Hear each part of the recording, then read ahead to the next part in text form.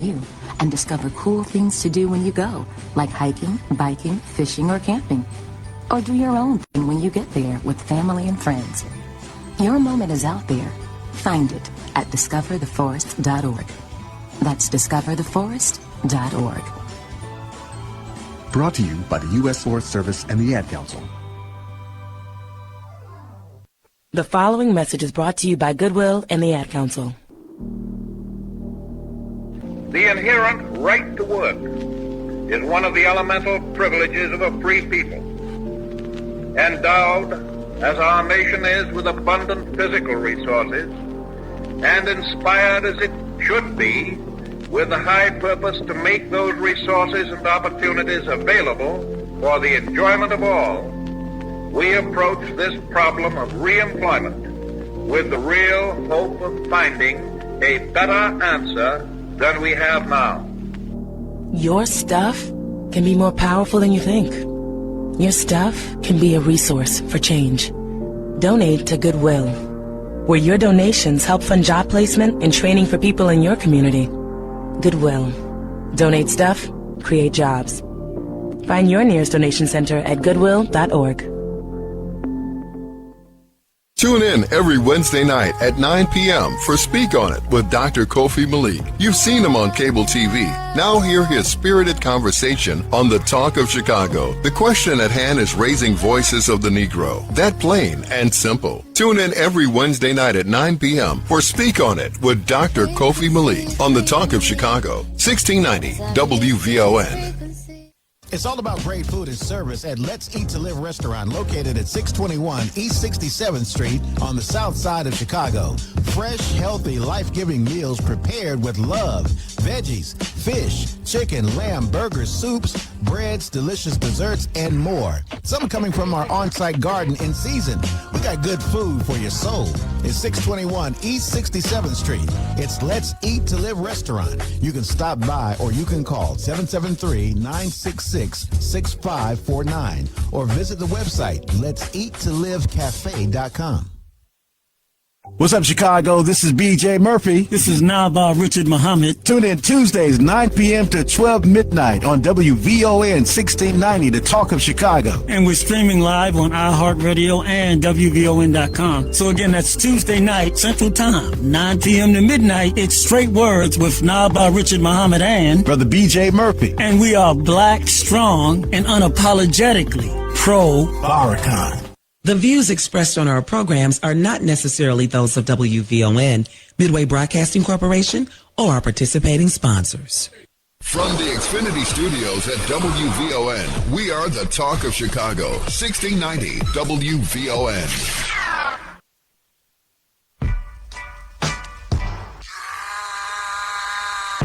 Now you official now, but you got a soul to say. I just been cooking that note. I'm about to drop in the flow. Think if I call it the grand, the people gon' call it the truth. Bismillah ar-Rahman ar-Rahim. Brothers and sisters, we back. It's Straight Words on WVON 1690. This is the Talk of Chicago. Brother Richard Naba Muhammad is in the place to be. He's in the studio tonight. My big brother, Brother James G. Muhammad, is in the place to be as well. I'm Brother BJ, and welcome to WVON 1690, where this show airs every Tuesday night from 9 p.m. till midnight. And like we told you, you know, we are unapologetically pro-Farrakhan on this show. Black Strong, unapologetically pro-Farrakhan, without a shadow of a doubt. Brothers. Assalamu alaikum. How y'all feeling tonight? Walaikum salam, sir. Feeling good. How are you? I'm doing wonderful, sir. Walaikum salam, but BJ, sounding good, brother. How you sounding good? Man, doing good. Y'all sounding good tonight, man. I'm so happy that we're together tonight. And, you know, it's good to be here on WVON 1690. We thank everybody, our producers in place, Brother Deontay, Sister Jeanette, do a wonderful job of helping put this show together. And we want to thank everybody for donating and sending your best donation via Cash App. We really appreciate it. It's $Straight Words, $Straight Words on Cash App, Zelle. You can send your donations through Zelle at 312-480-9775 or PayPal, send your financial support. Straight words, the number 4 at gmail.com, brothers. Mm-hmm. Absolutely. So what's on the plate? What we're going to eat tonight, big brother? Well, brother BJ, why don't you start? We got that little clip from Club Station. Yeah.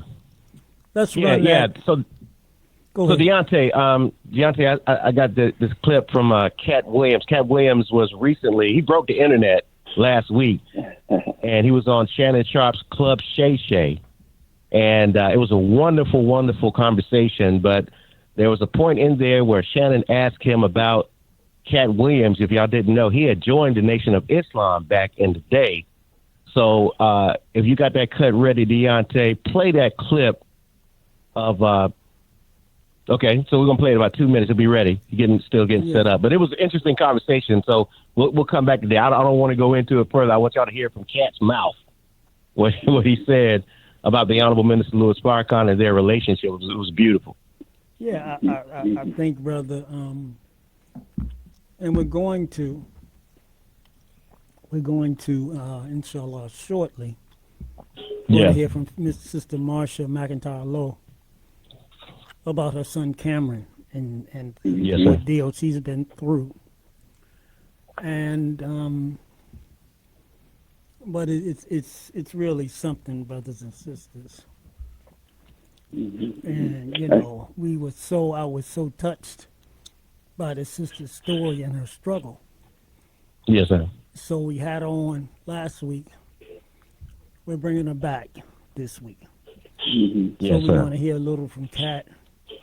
Talk about it for a couple minutes. Then Sister Marsha, we're going to come straight to you. Thank you for your patience. I see you got the great Brother Lionel in there with you too today, brother. We got Brother Lionel and we got Brother Haroon. Go ahead. You know the dynamic duo. Dynamic duo. Dynamic duo's in the house. I always feel safe when you're in the company of those brothers, man. I feel safe myself when I'm in the company of these brothers. Let me just tell you that.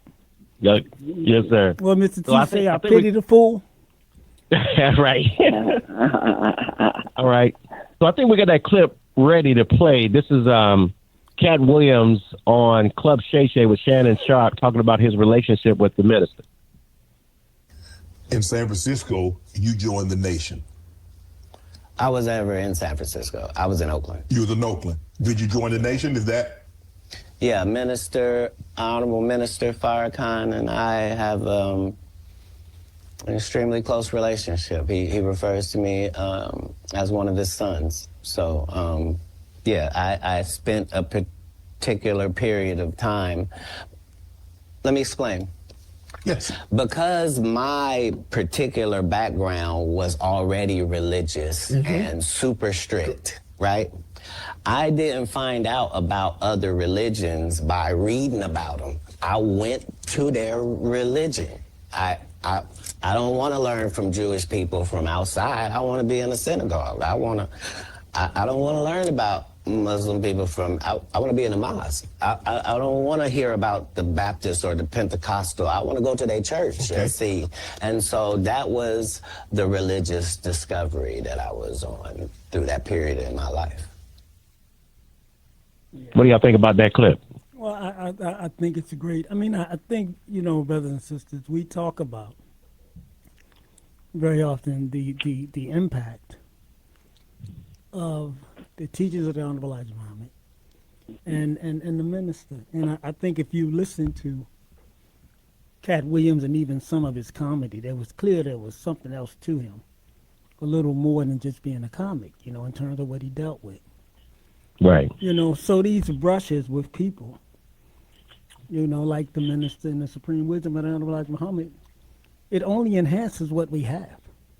It only helps because, again, remember what our basic tenet is. Accept your own and be yourself. Right. So the whole key to the teachings is for you to grow into yourself. So that's right. I really thought that was an interesting thing. But Sister Marsha McIntyre Lowe. Peace, sister, you there? And we're going to bring her right in. Sister Marsha? Hello. Yes, Can you hear me? I'm here. How are you? I'm doing great now that I'm hearing from you. Good. Well, sister, I want to thank you for giving us the honor and privilege of being able to share your story and sharing your struggle. Since we last talked, the 7th region of the Nation of Islam has gotten involved, and that in which the headquarters is in Florida. And are you in Jacksonville, Florida, Sister Marsha? Yes, I'm in Jacksonville. And so there was an online discussion hosted by the 7th region of the Nation of Islam that brought in people who also deal with other prisons in Arkansas and people who deal with prisons in Florida. But I wanted to, Sister Marsha, why don't you start? Well, I'll ask you, where do you want to start? Where would you like to start in terms of the discussion tonight? Well, honestly, I want to start by thanking Minister Farrakhan and the entire Nation of Islam for embracing me and my son. It's been a beautiful experience so far. I've been on this journey for almost 6 years now, and I think I shared last week that this is the first time I have felt this much support in the entire 6 years. So I want to start there by just I am so grateful and so humble for just the opportunity to talk about my son, because he is an amazing young man. Yes. I can go into the story about him if you'd like. Sure. This time, sister, think of this time as yours. Okay? I'd just like to maybe facilitate the conversation some. Sure. But this time is yours to tell your story, to talk about Cameron. And what we want, brothers and sisters, we say bring Cameron home. Bring Cameron home. Right. Go ahead, Sister Marsha.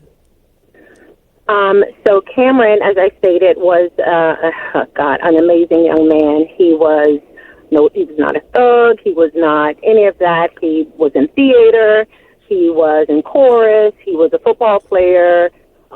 He was one of the youth leaders at his church. That's who Cameron was. And Cameron graduated. He was the first. He made the news because he was the first Mr. First Coast, which is the high school that he went to ever. They had never had one. And so he accomplished that. He accomplished so much. He was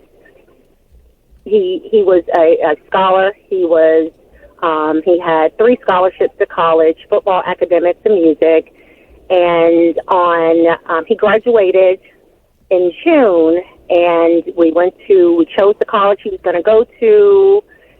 He wanted to go to an HBCU. He had gotten approved. They wanted him to go in the military college. They wanted him to go to Florida State, but he wanted to go to an HBCU. And so he did. And he got into a situation where he was the wrong place, wrong time. He was home, actually, and someone called him to try and find someone that they could purchase weed from. And he told them, my friend might have some. And then it kind of snowballed from there. Long story short, the friend ended up getting murdered. And everyone in the car was charged with the murder. And then what sticks out to me is that my son had been in the system and going through this process for a few years, and then of course COVID hit, and that pushed trials back and all of that stuff, and he was kind of still stuck in there. And the system is strategically designed to do things like that. They keep pushing my son was only 19. So, they keep pushing the trial dates back, keep pushing the court dates, because they know these young men are going to get weary. They're going to get tired of being in there. It's horrible conditions in there. Everyone is getting sick, and he was tired. And so finally, we had paid an attorney who was supposed to be top-notch. We paid the attorney a lot of money to represent our son, and that particular attorney was a Caucasian older lady, and she stated to my mom, because we're a family of faith, and she stated to my mom verbatim that y'all are praying to a God don't show up in courtrooms. And so, of course, at that time, we had already paid her all this money because we wanted to find another attorney, because at that point, we just kind of felt like she wasn't going to fight for my son. And she did exactly what the Spirit told me she was going to do. And so she came to me, and she said that she didn't feel like she could win the case. Cameron needed to take a deal. And I said, for what? He didn't do anything. And so she went out to the jail where Cameron was. And my son is very mannerable, very humble, and he respects any adult. And so she went out there and she convinced him to take a deal, and she told him he was going to be able to get a first-time offenders program, which would carry a max of 9 years, and he would be coming home in 2 years. So he took the plea, and he pled guilty. And what sticks out to me is when he got in front of the judge always asked, are you in fact pleading guilty because you are guilty, or are you in fact pleading guilty, did anyone coerce you? And my son, even as a young man, he stood in the courtroom, and it's transcribed, and he said, no. He said, I am not pleading guilty because I'm guilty, because I am not guilty. But I am pleading guilty because I feel like this is the best thing for me and the victim's family. And so the judge took his plea, and so we went to court to get sentenced. We had probably a good 60 people there in support of him, and we all were under the impression he's going to get the first-time offenders program. The morning of court, the attorney walked up to me at the courthouse, and she said, everything's going to go well. I hung up with the judge this morning. We're good. Well, we got in the courtroom, and the judge began to sentence him, and the first thing she said was, I know you didn't do anything, but you are the domino that started the effect, so I'm going to give you 20 years. Wow. Gosh. Now, brothers and sisters, listen to this now. Now, you tell me, how was that justice? And you know she ain't lying. She ain't making this up. A judge is supposed to render justice.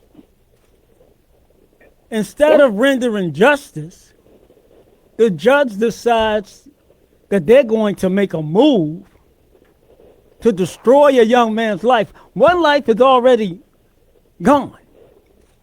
Cameron was not the shooter. But we know all around the country they do this. One person in the car, everybody get charged. And they do it because they want everybody. And they do it because they want somebody to flip on everybody else. That's right. Go ahead, Sister Marsha. That's exactly what it was. It was funny to me because in the courtroom, they kind of went back and forth on whether or not he qualified for the first-time offender program. And so the judge looked at my attorney and she said, well, Ann, what do you want me to give him? What? And my attorney said, this is how I know it was set up. My attorney looked at her and said, I can't tell you how to sentence people. Now, my attorney could have simply said, we want the first-time offender. She did not. She said, Judge, I can't tell you how to do your job or how to sentence people. And this is white woman to white woman. Absolutely. And that blew my mind. That blew everyone in the courthouse mind. And that's when she gave them 20 years. I'm also going to point out this, and I won't speak on this too much, but I am going to point this out. When she stated, God don't show up in courtrooms, both my family and the victim's family are Christian families, okay? And I believe that the system used this, one, to prove that God don't show up in courtrooms, because what they did was the enemy got into the victim's family's head, and they did exactly what they were supposed to do. They made two families who are both supposed to be of the same faith go at each other. And to me, that showed them, okay, God got no justice. God was nowhere in that, and it saddened me, because there was two families who were fighting instead of seeing the bigger picture, and they care nothing about that dead young man. Absolutely. They could care less about him. Absolutely. And they could care less about my son. But what they did do is, there was a young lady also in the car that was also charged. She was sentenced after my son, and they gave her the first-time offenders program that they were supposed to give my son. That blew my mind. But in the whole process of this, Cameron would constantly, everybody loves him. Even at the prison he's at now, they just fall in love with him. And I got a call. Cameron would call home and tell me that he wasn't feeling good. And he said, they gave me a shot in my arm. And so he thought it was a vaccination shot from COVID. And I said, well, did you tell them you didn't want a shot? Because we don't believe in that. Did you tell them you were not getting a shot? He said, yeah, I told them, but they gave me a shot anyway. But come to find out, it was a TB test. A TB test. So, a TB test, yes. That's what they said it was, at least. Right. Well, the TB test, what it is designed for is it's something that they put in the arm, and if it reacts, then that means you have TB. Right. Okay. And it reacted, and he called and said, his arm was breaking out, it was hurting, and so, of course, I start calling the jail and talking to medical and talking to the lieutenant, and so Cameron said, well, Mom, they just gave me Tylenol. They just kept giving me Tylenol. And finally, I got a call from a inmate, and he said, Miss McIntyre, I was just calling to let you know that Cameron passed out. And so I immediately drove to the jail, and I stood outside begging for someone to come out and speak to me. And no one would come out, but one of the guards said, we're going to check on him and see what's going on. And they still did nothing. Once he was sentenced, he was moved to his permanent camp. Well, he moved to Lake Butler, was a transitional camp, before he gets assigned to his camp. Now, at Lake Butler, they're supposed to do all of these tests. They're supposed to see if you have TB, HIV, whatever the case might be, and they did nothing. He then got to his permanent camp, and I literally could, every single weekend, my family and I was driving 3 hours away to see him every single weekend, Saturday and Sunday. And so we could see him declining. And he would just say, I don't feel well. His stomach was hurting, all of these things. And then one day he called and said, I found a lump in my testicle. Now, had he been going through the weight loss, or did that come later? Yes. Talk about what had happened, because what happened, brothers and sisters, after this quote unquote TB test, there was an extreme reaction or an extreme case of tuberculosis that Cameron was suffering from in prison. And you really don't get no medical care in prison. So he had lost weight. He was deteriorating in his condition. Eventually, he has a stroke, brothers and sisters. Eventually, he's in a wheelchair. Go ahead, sister. That's correct. So through the process, we would notice things like the weight loss. Cameron went from 180 pounds to 98 pounds. And so, everything would happen kind of gradually, and he would not feel well. And then at some point I was calling the medical department constantly. I called 236 times. And so I would always talk to the head of administrator because none of the doctors would talk to me. And I would tell them, you got to get him, something is wrong, you got to get him, out of there. He's now found the lump. He's now losing weight. And they called me back and told me that my son had an STD. And I said, what do you mean? And so my son called, and he's in tears, and he said, Mommy, I swear I do not have an STD. I've never touched anybody. Nobody's ever bothered me. Everybody's, all the inmates are good to me. They don't bother me. And so they wanted me to believe that my son had an STD since he's been in prison. And I said, no, I'm not accepting that. And so I started talking to the guards, and the guards started telling me, we see a change. His memory was going. His speech was slurring. The weight loss came. His feet were burning. I would have to rub his feet during visitation. And so finally I got a call from the lieutenant. He said, can I call you back on my personal phone? And I said, sure. And he said, if you don't get your son out of here, he's going to die. Wow.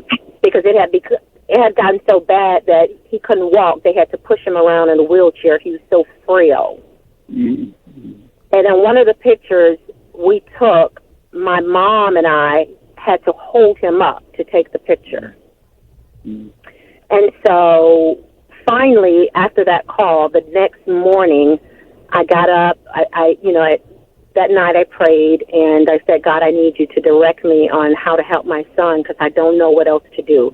I've called all of my representatives, my state representatives, everyone. I need you to show me what to do. And I'm a very private person, and when God said, you got to go to social media, and I'm like, what?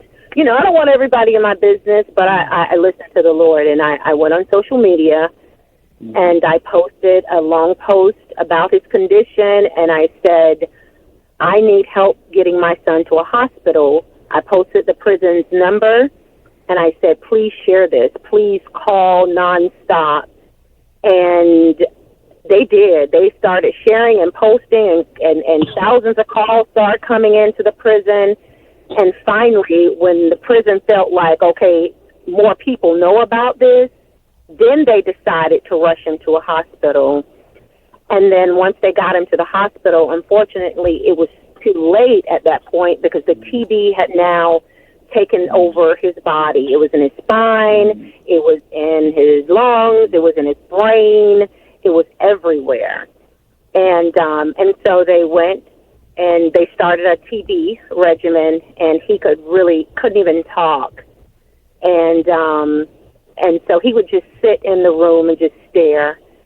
And so they started the TB regimen, and they got him, kind of to the point where he can tolerate some foods. And they sent him back to prison, and they gave the prison a strict regimen that he needed to be on. That was December 16th. The prison did not start his regimen until December 31st. Yeah. But when they went in to start it, he was unresponsive. And so they had to rush him back to the hospital and put him pretty much on life support and in ICU. And they called me and told me he was, unresponsive. And so I jumped on the road. I was in the ICU here in Jacksonville with my other son, but I immediately jumped on the road and I got to Tallahassee, and they told me, they said, he won't respond. Again, he's just there. We don't know.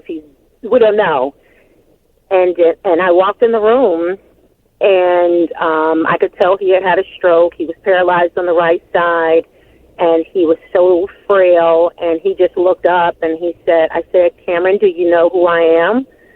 And he said, my mommy. And so he started, I could tell the way he was talking, he started, just kind of talking like a child. And so one of the doctors here at the hospital in Jacksonville heard about his case, and they requested that he be moved to Jacksonville so they can treat him properly under their TB program. and so that I wouldn't have to travel back and forth. And they did. They agreed to do that. And I believe they agreed to do that because they know they screwed up majorly. And so they transferred him to Jacksonville, and he was in the hospital probably about 8 months. They got him on his TB medicine. They put him on steroids. They had him, every meal was a double portion. So he pretty much was eating 6 meals a day instead of 3 because they were trying to get his weight back up. They had him on feeding tubes. They had him on all of those things. And finally, they released him back to the prison, again, with the regimen that they were supposed to stay on. And then finally, I got a call from the prison just recently saying that they basically can't treat him. He now has so many lesions on his brain that they can't even count them. He has a mass on his brain that's developed. He's still paralyzed in a wheelchair, and the prison hospital is saying, we don't have the capacity to treat him. We don't have the staff to treat him. So they put in for the medical release. They initiated the medical release, but then when it got to the commission of the state of Florida, they denied it. So, sister, let me back up for a minute. I just want to recap. So you got a young man, college student, honor student, all of that. Wrong place, wrong time. His best friend is killed while trying to sell somebody weed. That was a tragedy. Cameron and everybody else in the car is charged. He's convicted. He was told by his lawyer it would be a first offender diversion program. Instead of that, the judge gave him 20 years. 20 years. And when the judge asked his white female lawyer, white female judge, white female lawyer, when the judge asked the white woman attorney, who was supposed to be Cameron's advocate, what should the sentence be? All of a sudden, the white woman say, well, I can't tell you how to sentence people. Really? Really? What kind of lawyer doesn't advocate for their client? Especially when you have told the client what plea to take. Okay, Cameron goes to prison. He's given the TB test. It turns out that he does have TB. And since it's never addressed, it goes worse and worse and worse and worse. He eventually has a stroke. He loses weight. He has diminished mental capacity. The TB spreads throughout his body to the point where he has lesions on his brain. Listen to me now. I really want you to understand what we're looking at. From a 19-year-old thriving young black man to this, in a heartless system, that everywhere along the way the judge could have been compassionate. The authorities could have been more compassionate because Cameron was hospitalized a couple times, but then when he got out, brothers and sisters, he was sent back to prison, and he never got treatment. No. He never got treatment that the doctors had mandated that he have. And now, Sister Marsha, you were saying that in light of all this, there was now someone at the prison applies for or petitions for or asks for compassionate release. Talk a little bit about that and what happened and what didn't happen. So the doctor, once he got to the prison hospital, and they did Cameron called me and said, "Mommy, my brain hurts." And I said, "Your brain hurts?" And he said, "My brain hurts, Mommy." And so I called his caseworker, and I said, "Listen, he's saying his brain hurts." She said, "Oh, well, they have him on round-the-clock neuro checks." And I said, "Well, what is that?" And she said, "Oh, they go in and they look in his eyes." And I said, you can't tell somebody's brain function that way. What are you talking about?" And so she said, "Well, he has a CAT scan ordered, but that's for another 7 days away because we have to take him in an outside facility." And I said, "Ma'am, he can't wait 7 days." he could go to sleep and not wake up. I need to know what's going on with him now. So I ended up calling State Representative Angie Nixon in Jacksonville, Florida, and she got involved and called the warden and said he absolutely needs to go and he needs to go today. And so they did. They transported him to have a CAT scan done, and then that's when they saw the CAT scan had so many lesions and the mass on his brain and all of those things. And the doctor just basically said, we can't even give him a CAT scan. We can't handle his care. So they did the paperwork for the compassionate release. I got calls asking me, do I have a hospital bed? Do I have the right vehicle for him? Do I own any guns? Do I own this? Who all lives in the house? They did background checks on everyone in my house. They literally had us spending money, getting the house together and as much as we could. And this is in a short period of time. And so I said, yes, I have everything together. By the time he comes, I went shopping for clothes for him for when he came home. And they said, okay, well, the investigator called me. He said, I'm pretty sure he's going to get approved because I've never seen a case like this before. Mm. And so I said, okay, well, we're ready for him to come home. And that Wednesday, we had the hearing, and they gave us 10 minutes to talk, and literally it took them 10 seconds to deny him. Wow.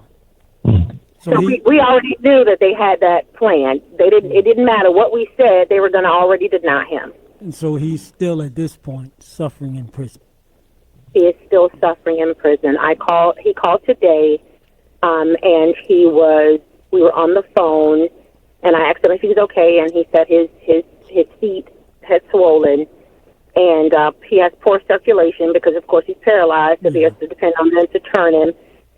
Well, while we were on the phone, I could hear them screaming in the background, and he said, Mommy, somebody just coded. Can we pray? And so we began to pray for the inmate that coded. And after praying, he said to me, he said, I've heard that so much, and I get so nervous because I think that's going to be me one day.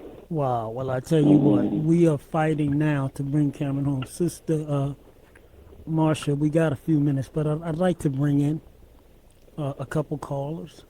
Okay. Okay, so let's go to Brother Shaheed. Art, we coming back to you in a minute. Okay. And brothers and sisters, look, call in 773-591-1690. We want to bring Cameron home. Go ahead, Brother Anthony, you on the line? Yes. Assalamu alaikum. Salam. Go ahead. In the name of Allah, the most gracious, most merciful, I bear witness to no God but Allah, Muhammad is his messenger. Just listening to Sister Marsha is just, this is hard to listen to. Mm-hmm. A mother and a family just doing everything and tried everything and did everything that they thought that they supposed to have been doing according to what they told them, and then still be denied. That's hard. Like you said, the judge showed no passion and didn't care. I love calling in to listen to you, Brother Naba, and Brother DJ Murphy, and also Brother James. I love WVON because y'all keep it real, and when I sing and just listen to my sister, I mean, you have to feel that. I've been in the jail for about 35 years. I'm in the St. Louis area, Sister Marsha. And in this area here, we've lost in the jails just here. Listen to what she's saying. We've lost 12 here in the city of St. Louis within 2 years. Mm. And if you're not on top of them, just like what you're doing, sister, I mean, straight on top of them, I promise you, anything that you think can happen can happen. Mm. And of course, we don't mind praying for you, but, it was good that you was able to get a state representative, Sister Angie, whoever you said, young name, Nicholson, or I'm not sure what the name you said, but it was good you got somebody to reach out, because if you don't reach out and do something, I promise you, this is how many of them go in those jails, and they don't come out. Brother Anthony, in addition to the work that you do on the street, you also have a radio show. Yes. You told me you wanted to extend an invitation to Sister Marsha. Why don't you do that, and then we'll go to if I could, Sister Marsha, give you my information from Brother Naba, or you can just take my number straight. Everybody has my cell number, and you can call me. I would love to have you on my radio show tomorrow. And we have one that comes on Saturday and Sunday here in the city of St. Louis, because you want to get your message all out. But my name is Anthony Shahid. My name is Brother Anthony. My last name is Shahid. It's Shahid. Anthony Shahid. And my telephone number is 314. Just a second. I'm trying to locate a pen. Oh, that's all right, Okay. sister. We'll 314. Go ahead, Brother Anthony. 314-486. 0903. It's my cell number. 0903. I don't know why I'm repeating this number like I don't have it. That's okay. So Sister Marsha, this is Brother Naba. I'll get you that number, okay? Okay, thank you. And I'd like to get you tomorrow if it's any way possible, because the main thing we have to do is get this information out there, because these people are getting away with a whole lot. I know you got other guests, Brother Naba, and I just want to thank you for everything that you do there. And anything I can do to help you, even financially, because what y'all are doing is important. I think that's one of the other things we have to push. You know, when you talk the way you talk, you better believe it's a penalty for telling the truth. We're going to tell it because our leader is going to tell the truth. Come on, man. But it's a penalty, and if we don't financially help each other, that's right. Make sure it's one thing about calling that radio show, but that show costs. So I'm on the pledge. I wish I had $1 million, but I got 100 that I would like to help. Very good. And I'll give it to you the next day, Brother Naba, so you can facilitate that. But I would like everybody to do your best. It might not be this week. It might be 4 people can team up to help y'all. Yeah. It's important that you stay on their radio program to get this information out. Thank you, Sister Marsha. Thank you, Brother Naba. Love you. Thank you, Brother Anthony. So I have a Cash App for Justice for Cameron. Uh-huh. And then I also created a GoFundMe so they can give that way as well. Very and good. It's just Brother Naba, you're going to get the information to me. I love you. am. Yes, Assalamu alaikum, brother. Sister Marsha, what's the Cash App? Is it $? Yes, $ Justice for Cameron, and then the GoFundMe is also Justice for Cameron. Very good. $ Justice is FOR Cameron? Yes. Justice for Cameron and GoFundMe. Justice for Cameron. Thank you. Let's go to Art. Art, sorry to have you hold so long. Thank you for holding, but please join the conversation. No problem. And first of all, peace to everyone. And I pray and hope the best for the young lady and her son. But I have a 2-part question. The individual who was killed, he was a black male, and these were all black people? Yes. That was involved in? Okay. And this is for Brother Richard. Are we shaping this conversation based on that the people that was involved, the court system and the lawyer and everybody else, this was some form of racism, or is this just the system itself is just not just, and it doesn't matter? This is a system that hates damn black people. That's what I'm talking about. When you look at all the statistics, it's disparity. Okay, I've never heard of, now let me finish, Art. I've never heard of a lawyer in court where a judge asked the lawyer, what sentence do you want me to give your client? And the lawyer has already supposedly talked to the judge about a first offender program. When the judge asks her, what do you want me to give your client? She responds, I can't tell you how to sentence somebody. No, that's absolutely wrong. And it's white people playing with the lives of black people. The death of that young brother was tragic. So we're not trying to minimize that death. The person who killed them was absolutely wrong, and that's a travesty in our community. But you ain't going to destroy another life when justice is supposed to be blind and even-handed. And it's never that way with us. Cameron ain't have no he ain't have no history of hurting nobody. He ain't have no record. He ain't have no gun. So how do you justify giving him 20 years? Now, I can't get into the what nobody. I would have to take the word of his mother, and I believe that everything she's saying is to be true. And the statistical facts weigh that out in terms of how we are sentenced disproportionately. So that ain't hearsay. That's actual facts. Not only that, if I can interject and go say ahead, Sister Marsha. Everything was pulled and transcripted. So all of this stuff that I'm saying and the judge saying in the courtroom, we pulled it is transcripted, and we have gone over it. We've listened to it. We've read it. And so what I am saying is absolutely transcripted and can be proven and has been proven. And sister, just so you, and I understand Brother Rich's passion from that perspective, and this has nothing to do with you, because as a mom, because I'm a father of 3 sons and a daughter, and our children can find themselves in difficult situations unintentionally, and these things do come down. But the part that I'm a bit want to kind of get a little wrap around, what is not on your end, I'm just trying to figure out, because I know the system is unjust and very things, and since these are all black people that were involved in this, and Brother Richard, we deal with this type of activity all the time in our own community, and if the shoe was on the other foot, and your son lost his life, and someone shot and killed him, and then the other person was going through that, would our eyes see something different if it was one of our own children? We absolutely want justice.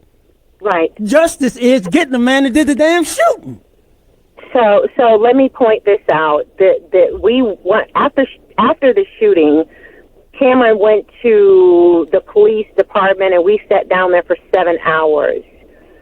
They would not even know who the shooter was had my son not go down there and identify him. So they have the shooter because of Cameron. So they arrested him. I think he got 34 years. But on top of that, just to kind of answer your question, my baby boy was shot 10 times and could have lost his life. And he was shot saving children, shielding bullets from kids at football practice. So he took 10 bullets, doing absolutely nothing wrong, mentoring and coaching kids at a football game. And so I was also on the other side as a victim's mother, whose son, I was in the ICU not knowing if he was going to live or die due to gun violence. So I was also very angry, and I was on that side, the mother side of the victim. And my son said to me, once they found out who shot him, my son in ICU looked up at me and said, I don't want anybody to do anything, meaning he has brothers. I don't want anybody to retaliate. He told me that he did not want the people that shot him. They can give them, however much time in jail, but I don't want them to die, Mom. Right? So I've been on both sides, and I can understand and appreciate what you're saying, but I would never want anybody's child, guilty or not, to go through what the system is putting my son through. Thank you. Sister, I have to say, just hearing you even elaborate on that, your integrity and truth, because I deal with truth. Truth outweighs all of us, and I hear the passion and the integrity in your voice, and even how you respond, because you could have responded to me asking these questions from a whole different spirit. But because you answered these questions, because that's the point of having these conversations, so people can be honest. And it's hurtful, of course.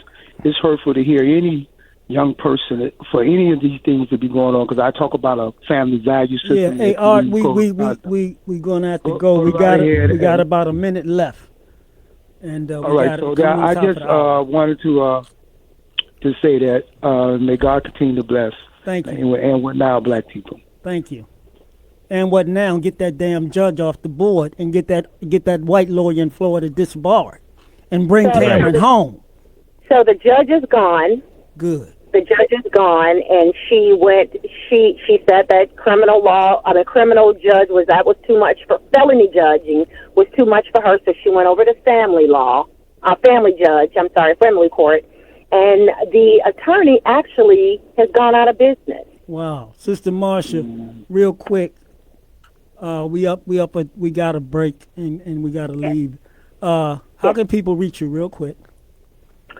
I am, of course, on Facebook, social media, and or they're more than welcome to call my phone. I mean, I'm open to that. Okay. My number's 904-335-7503. Thank you, sister. We got a break now. We'll be in touch. Thank you. Look, this is Straight Words on WVON AM 1690. Stay tuned. The talk of Chicago and the voice of the nation is 1690 WVON, Berwyn, Chicago.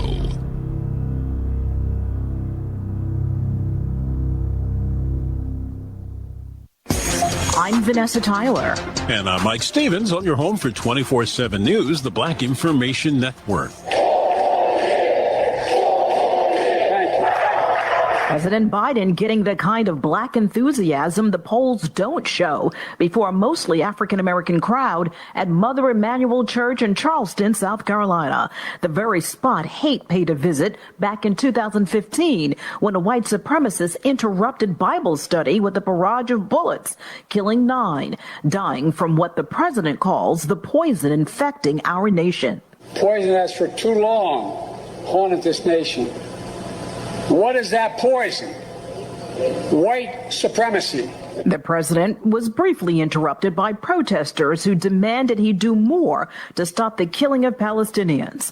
Biden replied he's working on it, then turned to what he says is the threat facing America, the MAGA extreme like those who attacked the Capitol, he says led by a defeated, vengeful ex-president.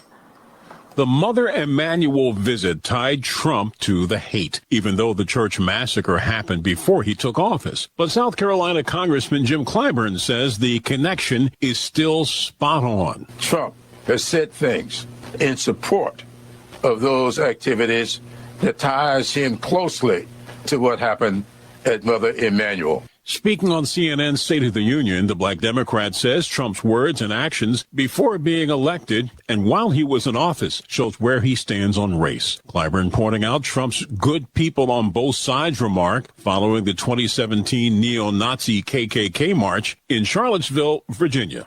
A maximum 4 years in prison. That's the sentence a black man got in a Las Vegas courtroom. His follow-up court appearance. The previous time, Deabra Redding is accused of leaping over the bench and grabbing Judge Mary Kay Holthus, causing total chaos as courtroom personnel tried to get him off the judge.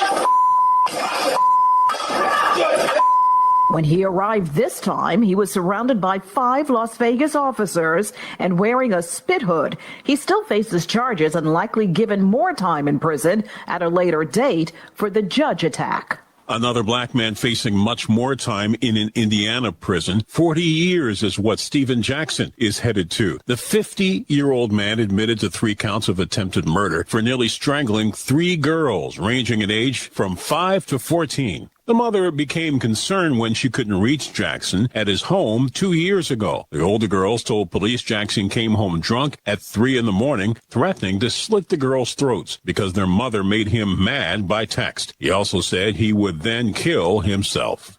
On social media, stay connected with the BIN on Facebook, Instagram, and TikTok at Black Information Network and on X at BlackInfoNet. I'm Vanessa Tyler with Mike Stevens on your home for 24/7 News, the Black Information Network.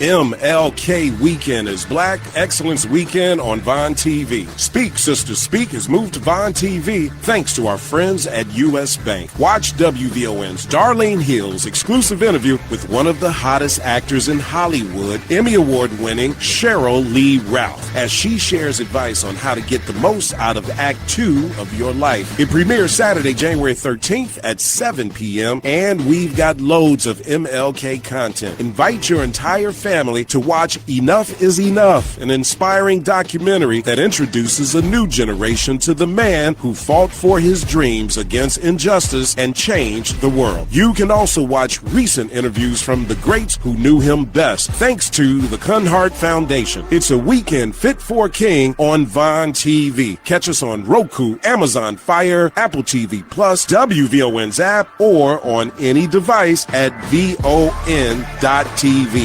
MLK Weekend is all about Black excellence, and VON TV has got you covered. What up, VON? It's your boy, it's Kendall Moore. I'm from The Kendall Moore Show, you already know. Join me every Friday evening from 6 until 9 p.m. on 1690 AM, that is, WVON. Cheers. Hi, it's Tavis Smiley, inviting you to join me weeknights, 6 to 9 p.m. right here on WVON. I'll bring a national perspective to all things happening in Black America. It's talk the way you like it, and it's why America is listening. It's the legendary Tavis Smiley, weeknights at 6 p.m. on The Talk of Chicago, 1690 WVON. I'm Selma, and I'll be your server this evening. The special is pasta primavera, and it comes with a salad. Oh, and by the way, I abuse my children. Lots of times I beat them for even the smallest reason. When they really get on my nerves, I lock them in the closet for a few hours. If only child abuse was this easy to recognize, perhaps then more people would report it. If you even suspect abuse, call Child Help at 1-800-4A-CHILD or visit www.childhelp.org. We've helped millions of people help millions of children, and we can help you. All calls are anonymous and confidential, so remember, 1-800-4A-CHILD or visit www.childhelp.org. Child Help. Trust your instincts. A public service message brought to you by Child Help and the Ad Council. It's all about great food and service at Let's Eat to Live restaurant located at 621 East 67th Street on the south side of Chicago. Fresh, healthy, life-giving meals prepared with love. Veggies, fish, chicken, lamb, burgers, soups, breads, delicious desserts, and more. Some coming from our on-site garden in season. We got good food for your soul. It's 621 East 67th Street. It's Let's Eat to Live restaurant. You can stop by or you can call 773-966-6549 or visit the website let'seattolivecafe.com. What's up, Chicago? This is BJ Murphy. This is Naba Richard Muhammad. Tune in Tuesdays, 9 p.m. to 12 midnight on WVON 1690, The Talk of Chicago. And we're streaming live on iHeartRadio and WVON.com. So again, that's Tuesday night, Central Time, 9 p.m. to midnight. It's Straight Words with Naba Richard Muhammad and Brother BJ Murphy. And we are black, strong, and unapologetically pro-Farrakhan.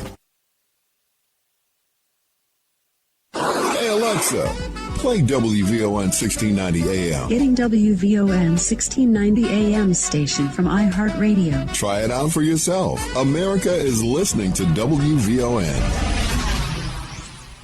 From the Xfinity Studios at WVON, we are the Talk of Chicago, 1690 WVON.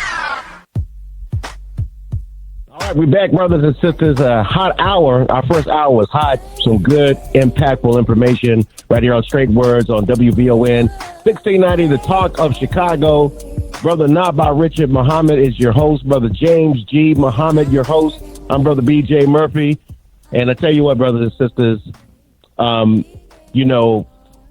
you impactful information and stuff you didn't even know about. And that sister was so eloquent. Her name is Marsha McIntyre Lowe.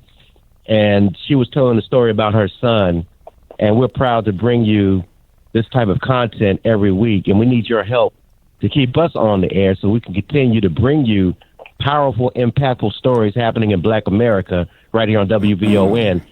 So we'd like for you to donate. your best donation on your Cash App. Pull it out right now and send us a donation on Cash App at Straight Words, $ Straight Words. That's $ Straight Words. And on Zelle, 312-480-9775 on Zelle. And on PayPal, it is Straight Words, the number 4 at gmail.com. Anything that you donate, brothers and sisters, God gonna bless you for it, because this is His work that we're doing here on the radio. So thank you so much for what you do. Yeah, all right, brothers. Yeah, and we got another hot hour. Yeah, and brothers and sisters, it's not just His work, but this work is for you. Come on now. I think if you heard this show for 5 minutes, you know that we're not playing over here. That's right. We're not into some vain discourse. We're not into some flamboyant showmanship. Right. We're trying to bring light, life, and power to our community. We're trying to protect and defend black interests and tell these stories. And we're trying to bear witness to this man, the Honorable Minister Louis Farrakhan, and what he means. So we really need your support, brothers and sisters. This is not public access radio. This is paid for play radio. No pay, right. No play. So since we're not playing games, we really need your support, and you have supported us. You really have. You're the only reason why we remain on the air.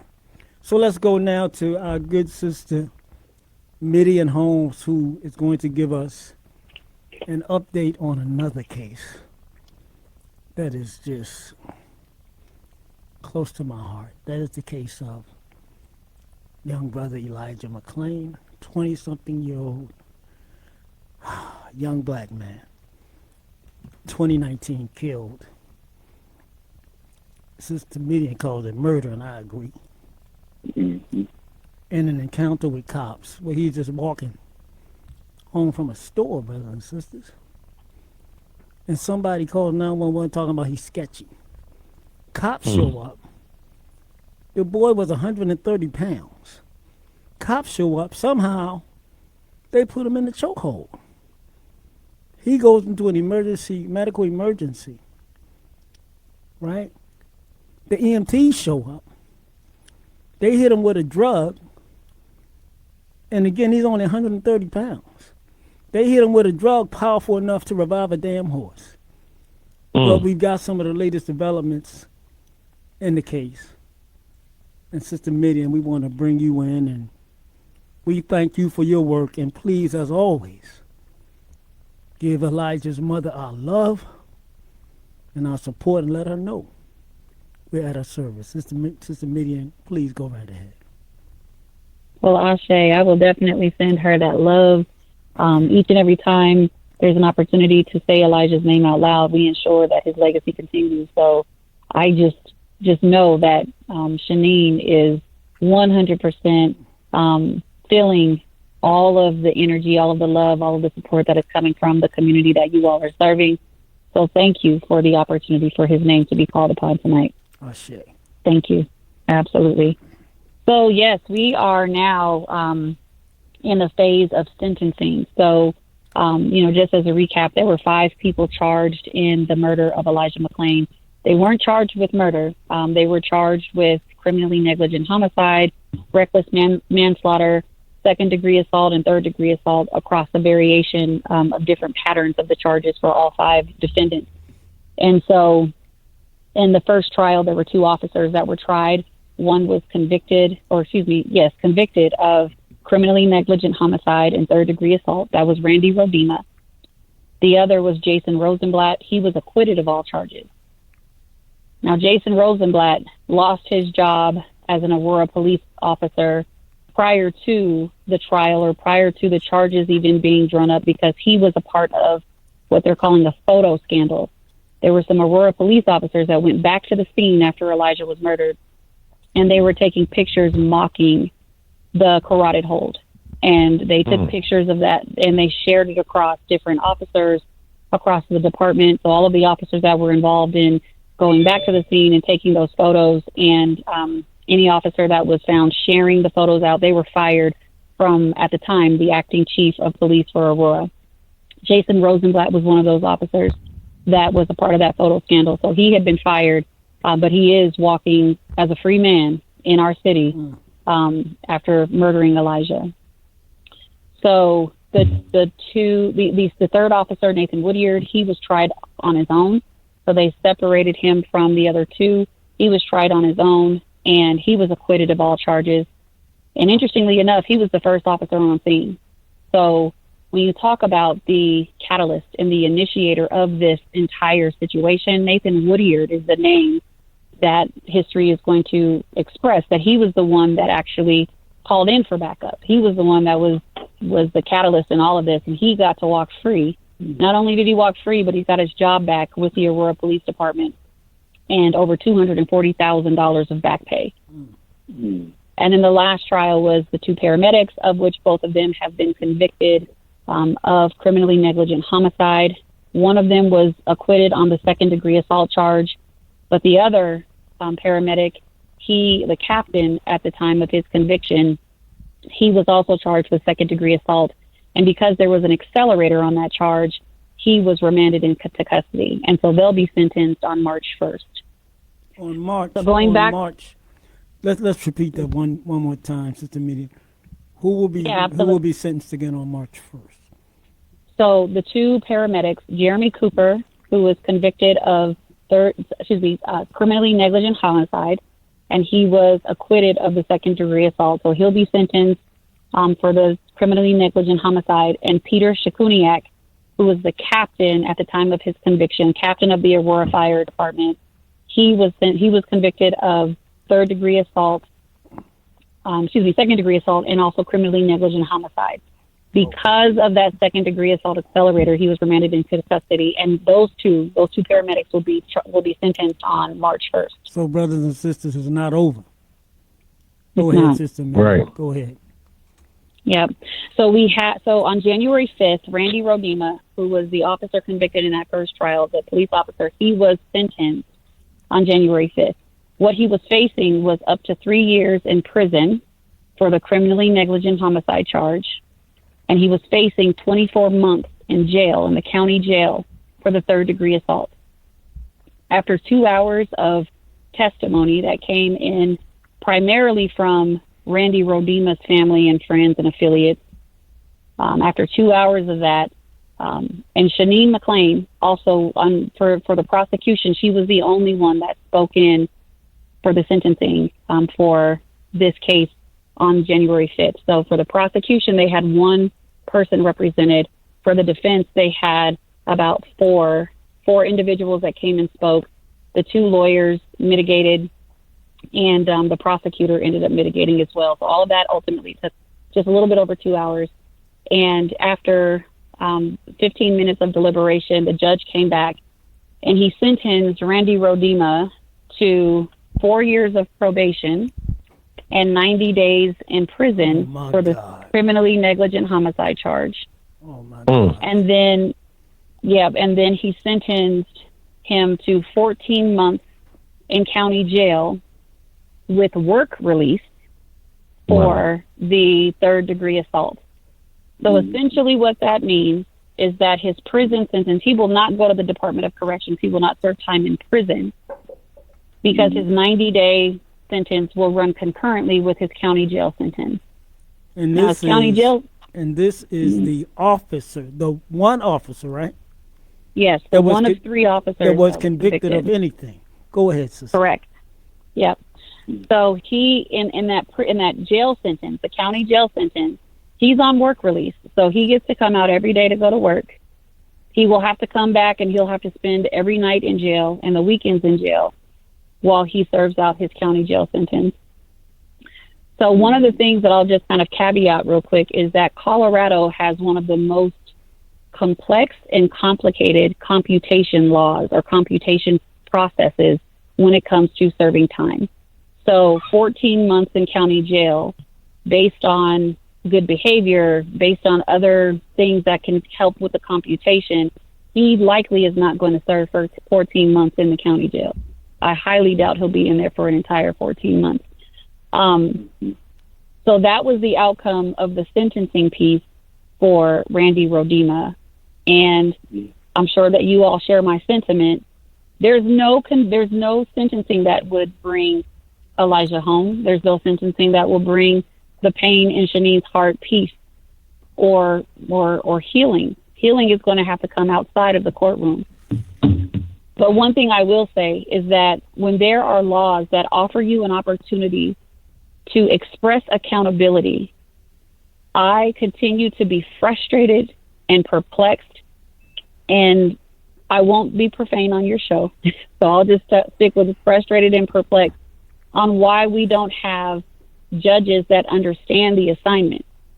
You had an opportunity to sentence this man to 3 years in prison and 24 months in the county jail.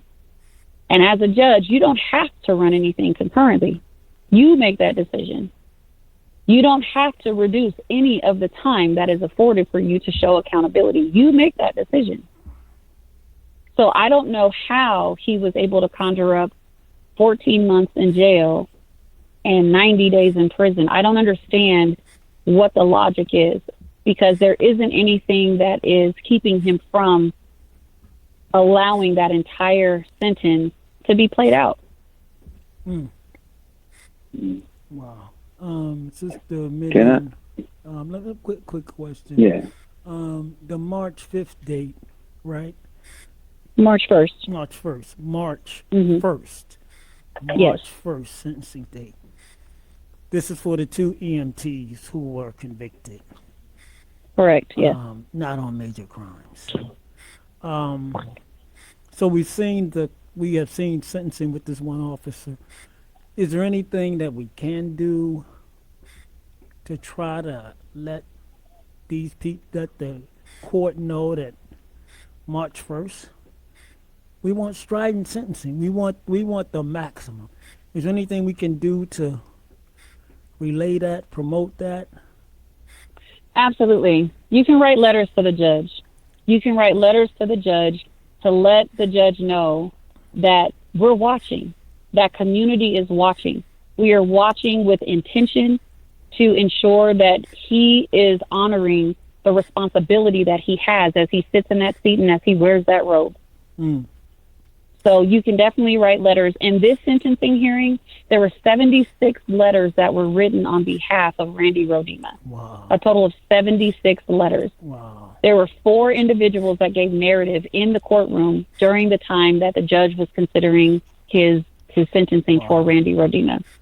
Some of the things that we heard in those narratives were how good of a father he is, how good of a brother he is, how good of a community engaging person he is at his church, and how the time that he spent in the military was so decorated. And they gave so many different narratives of all of these things. And the interesting part that, so I sat with Shanine as these individuals were giving their narrative, because Shanine actually was the last person from public to speak to the judge. Yeah. And so as I sat with her, it wasn't lost on me that she was listening to what they were expressing, and her spirit was talking to her, because she already had a prepared statement, but she brought her phone out and she started making notes, and she started to create and redesign and elaborate on her own narrative. And one of the things that she said was that, well, there are a couple of things she said that really stuck out. One, we're not asking the judge to take away any of the titles that they're talking about. He can be a brother in jail. He can be a father in jail. He will still have those titles, but what he did is he stole Elijah's life away. Elijah won't be a father. He no longer is a brother that can show up in the physical form and support his siblings. So, and then the other piece that she said is that we're not asking you to sentence him on his life's work before August 24th, 2019.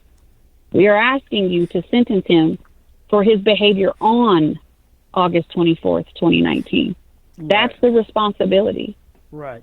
And so for him to deteriorate or to detract from that or to remove himself from that, I just, as a judge, I don't understand why that's an option. Yeah. Brother James, why don't you get in? Yeah. Yeah, no, I was going to ask her, thank you for your report, Sister Lydia. It's very, very informative.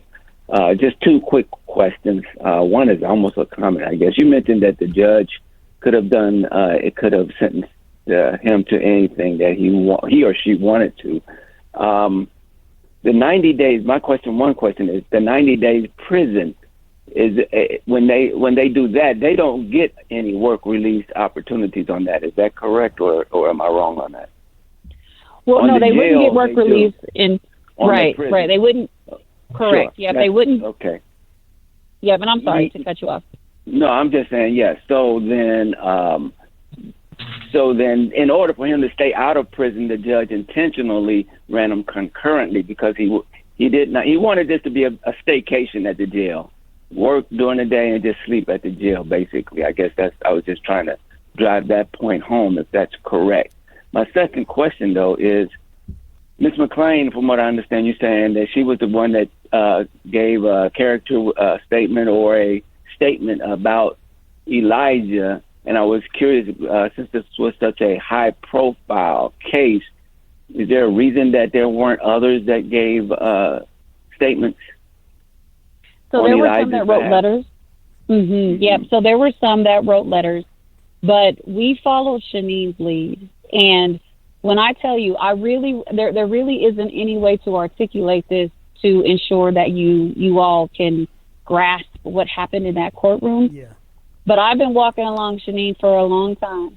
And when she graced that microphone, y'all, the power that came from that woman's voice, she was not speaking alone. That was a chorus of the ancestors.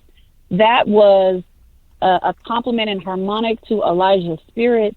That woman, I don't think there's anything else that could have been said in that courtroom. That woman, y'all, she did something so dynamic.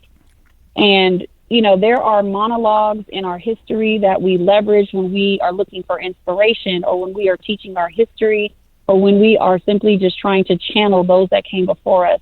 That monologue that she gave is going to go down just like that. There was so much power in every single syllable, every single pause, every single gesture, every single influx.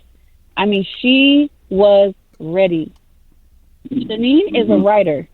Shanine is a writer. So with that being said, I think that even if there was someone else that was going to grace the microphone, I think that would have diminished it. Yeah, it could have diminished it. Yeah. Okay. Yep, and I guess so. That moment was right. Yes, ma'am. A couple other things, real quickly. The paramedics that still have to be sentenced, were they in front of the same judge or was it a different judge? Same judge. Same judge. Now, all three but trials. Now she stepped down. She has stepped down, right? Or He will has she not be stepped the down. one sentenced?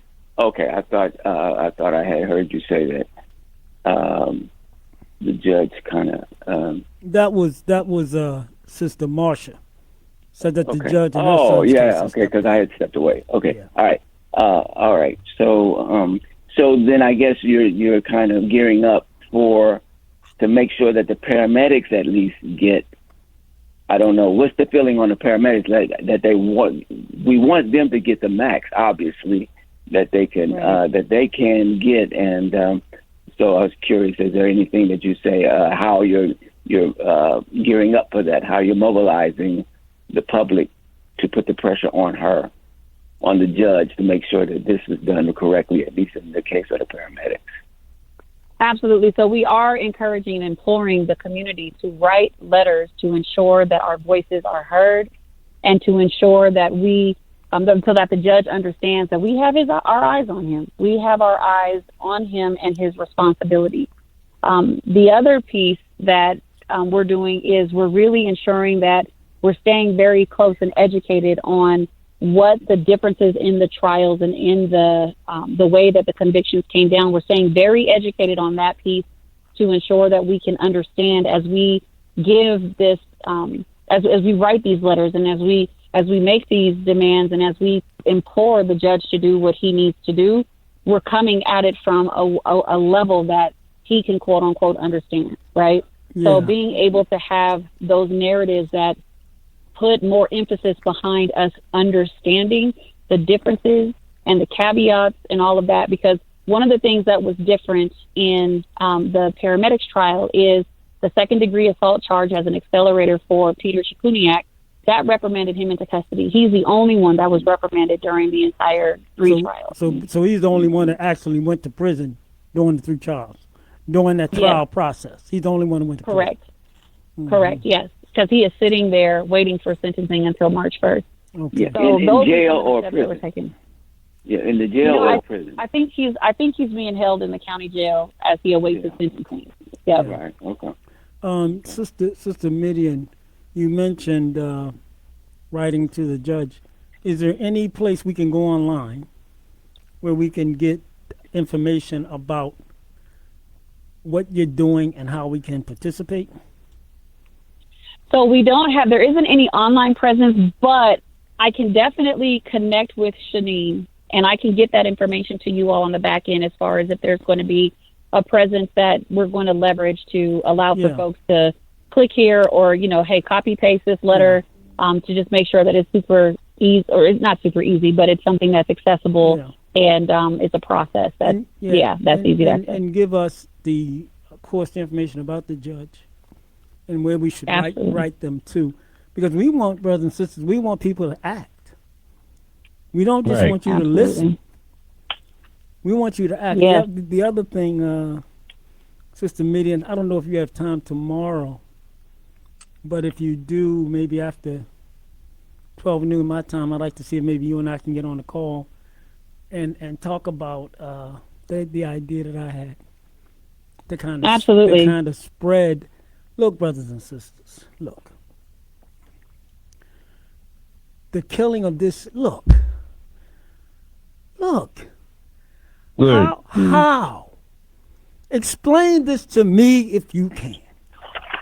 How is my son, who's a 20-something-year-old, 130 pounds, he plays violin at a shelter to calm cats. He's an introvert. Matter of fact, brothers and sisters, when the police stopped him, right? Mm-hmm. He said to them, and it's on some of the body camera video, I'm an introvert. I'm just different. Mm-hmm.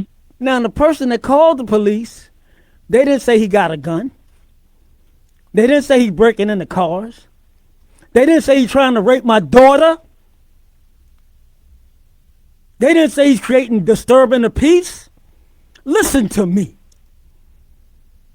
They didn't say he's committing a crime. Right. Listen.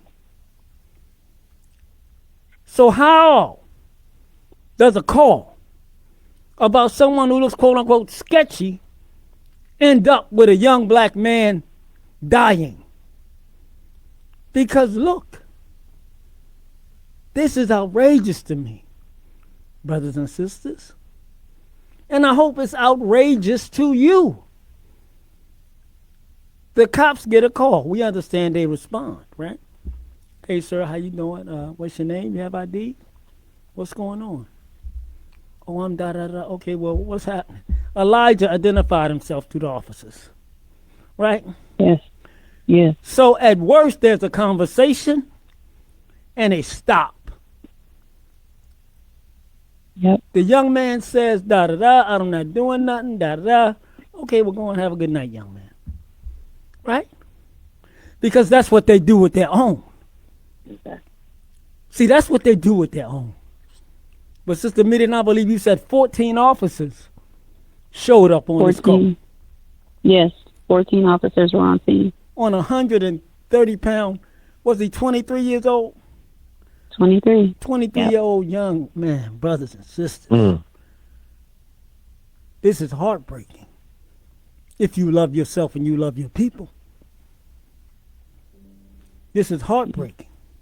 Right. And for this young man to lose his life like that. And we should be tired of mothers crying. And fathers. And sisters and brothers and cousins.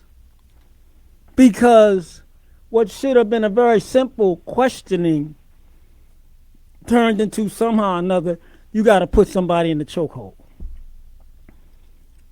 So I'm saying, I think we should mount some kind of activity to draw attention to this case and the sentencing. We should at least be able to raise our voice and organize, because it says something about who we are. It says that we're not going to take it laying down. It's Right. something about fighting even when you know the system ain't worth a damn. But you fight. You fight because we have no choice. Sister Midian, I'm sorry. Go right ahead. No, I mean, everything you're saying is absolutely on point. You know, one of the things that I remind myself when it gets hard and when I get tired, I tell myself, if I can feel, I can fight. Go ahead, sister. And yes, and it would scare every ounce of my soul if I stopped feeling it, right? And so in everybody that's out there listening, y'all, if you can feel, you can fight. The other story that was on prior to this, where you have a mother that is trying to fight for the release of her son, listen to the story and understand that if you can feel it, then you can fight. And if you don't feel it, then there's some introspective things that you've got to start to ask yourself. And so in this case, you know, being able to acknowledge and understand that your letter, your voice, it's important. It is. The volume, even if the letter simply says sentence them to 3 years or 5 years or give them the entire max sentence, whatever you want to say, it's the volume. The volume carries weight. Yes. It carries a voice into that courtroom, and you can meet Shaneen at that podium when she speaks again during the sentencing. Yes. And you know, one of the other things that really was hard to do was to listen to Randy Rodema address the court at his sentencing hearing. And this is the one cop who was convicted of something. Go ahead, sister. Yes, absolutely. And so when he addressed the court, he said that, of course, he offered his condolences, right? Of course, he said that I can't imagine what the pain that the McClain family is going through. But when he said that he oftentimes thinks about how this could have gone differently, and then goes to say that the one thing that he wishes is that bystander never would have called the police. Ain't this something? That's I mean, he didn't even carry it on his own shoulders. He said, hey, I wish the bystander didn't come out and didn't call so I could go out and murder this young man. Like, that's not the issue, right? It's not the bystander making the phone call. Sure, we need to talk about that. We need to hold attention to that in our community. And you, as the officer that murdered and asserted yourself in the murder of this young man, you haven't even carried that weight. But one of the things that I heard over and over and over was the fact that he's employed. He's been employed, not by the police, but by somebody's out there employing this man. So he's been employed making about $4,000 gross a month. But he also receives $4,300 a month in disability from being a veteran. And so one of the things that we heard over and over is if he gets any more than 60 days in jail, he loses his benefits. Okay. So this was a matter of pleading for, please don't inconvenience me. I don't want to be inconvenienced financially. And that's pathetic. That's pathetic. It wasn't about the loss of life. It wasn't about the fact that he walked into that space and did what he did. It was about, I don't want to be inconvenienced. It would be very inconvenient for me to go to jail. Yes. Wow. Yeah. And those are the individuals that we are pushing against. Those are the individuals that Shaneen had to sit there and listen to that as well. He had to listen to that. Y'all, if you can feel, you can fight. Fight with us. Yeah. And if you want to send a letter, you can address it to Judge Mark Warner, WARNER, Judge Mark Warner. Is that Mark with a K or a C? It's Mark with a K. And you can send your letter to 1100 Judicial Center Drive. So again, that's 1100 Judicial Center Drive. Courtroom 402. And that's in Brighton, Colorado. And that's Brighton, Brighton, Colorado. And the zip code is 80601. Very good. Very good. Yes, but let's channel the people that came before us, y'all, and let's make a statement.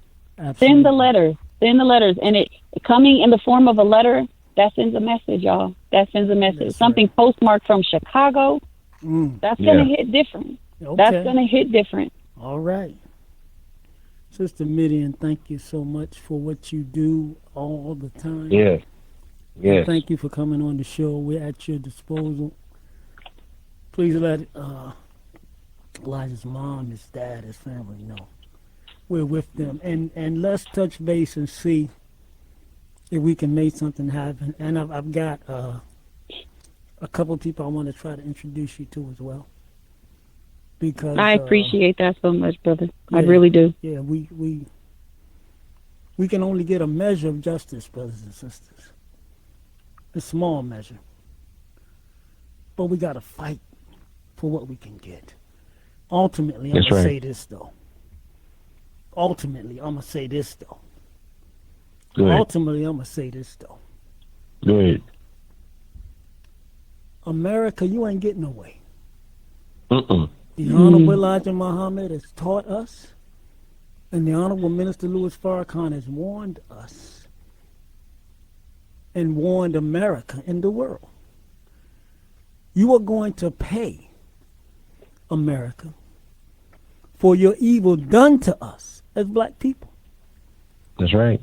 Elijah McClain's death is not going to be in vain, and it's not because of what we're going to do. It's because of what the God is going to do.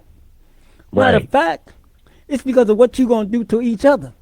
Just like you did January 6th. We wasn't even there. We wasn't even there. We stayed at home and watched it on TV. Yeah. And now you got the man that you wanted, Donald Trump, who said today after leaving court now, first of all, his lawyer said, check this out, Brother James. Trump's lawyer said, because they're arguing in the D.C. appeals court, right, that Trump should have immunity, to everything. So one of the judges, and she sounded like a black woman, Brother James, from her voice. She said, "So are you saying that the president could order SEAL Team 6 to kill his political opponent and not be charged?" So Trump lawyer tried to be slick and say, "Well, he would have to be impeached and convicted and that would happen kind of quick." The lady said, "No, this is a yes or no question." And the other woman, right, other judge on the panel, she asked the question. She said to the Trump's lawyers, she said, "So the president is supposed to uphold the laws of the country, right?" "Yes." Right. "But he ain't subject to no law. He can do what he want." So, brothers and sisters, we looking at the fall of America. Exactly. Right. And all this snow, rain, hail. Yeah. All of that. The crumbling of institutions. Now today they want to get rid of the black man who was the Secretary of Defense because he had prostate cancer and they tell nobody. Right. So, brothers and sisters, look. I mean this and I believe it. And if you believe in the Bible, what happened to Pharaoh in Egypt? Huh? You tell me. What happened to ancient Rome? Right. Huh? You tell me. Destroyed. That's right. What happened to Nimrod in Babylon? Right. You tell me. Now you telling me with all the evil that America's done, everybody else had to pay a divine price, but America's going to get away. You only believe that if you believe in the white God and the white Jesus. That's right. Ain't no way. Because that's the only way you're going to believe that. Even if you believe in karma, And even if you believe that justice operates in the universe, you got to know this country got something coming, and it's coming every day, brothers and sisters. Yeah, right. More chaos, more unrest. You should ask yourself the question, why is white folks so angry? Why are they so angry? Cat Williams asked the question. He said, if you don't care about nobody, you don't even be bothered with them. This isn't, I watched a little of the Club Shay Shay interview. I did. Yeah, I did. Cat Williams said, if you don't like somebody, you don't even worry about them. Right. But he essentially said, white folks are so fixated on black folk because they know something about us that we don't know about ourselves. That's right. So the Honorable Minister Louis Farrakhan has said to the children of our former slave masters and these satanic people that operate, he has said, do justice while it's in your hands. Because the God of justice promises now. Yeah. He promises to wipe you out. He promises to give justice to those who hunger and thirst for justice.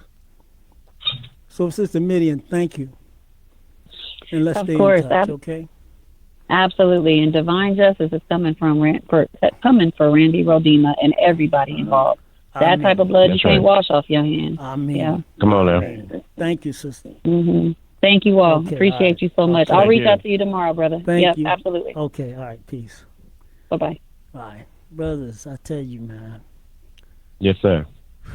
I mean, it's 773-591-1690, brothers and sisters. You can call in. 773-591-1690. This is Straight Words with Naba, Richard Muhammad, B.J. Murphy, and James G. Muhammad. You know, it's something, brother. Did Sister Marsha mention that Cameron was castrated? Did she mention that tonight? I don't think she mentioned that on this. Yeah, she didn't mention that. Yeah. She did or did not? I didn't hear it. Did you hear, Brother James? I didn't hear So, it. brothers and I did not hear it.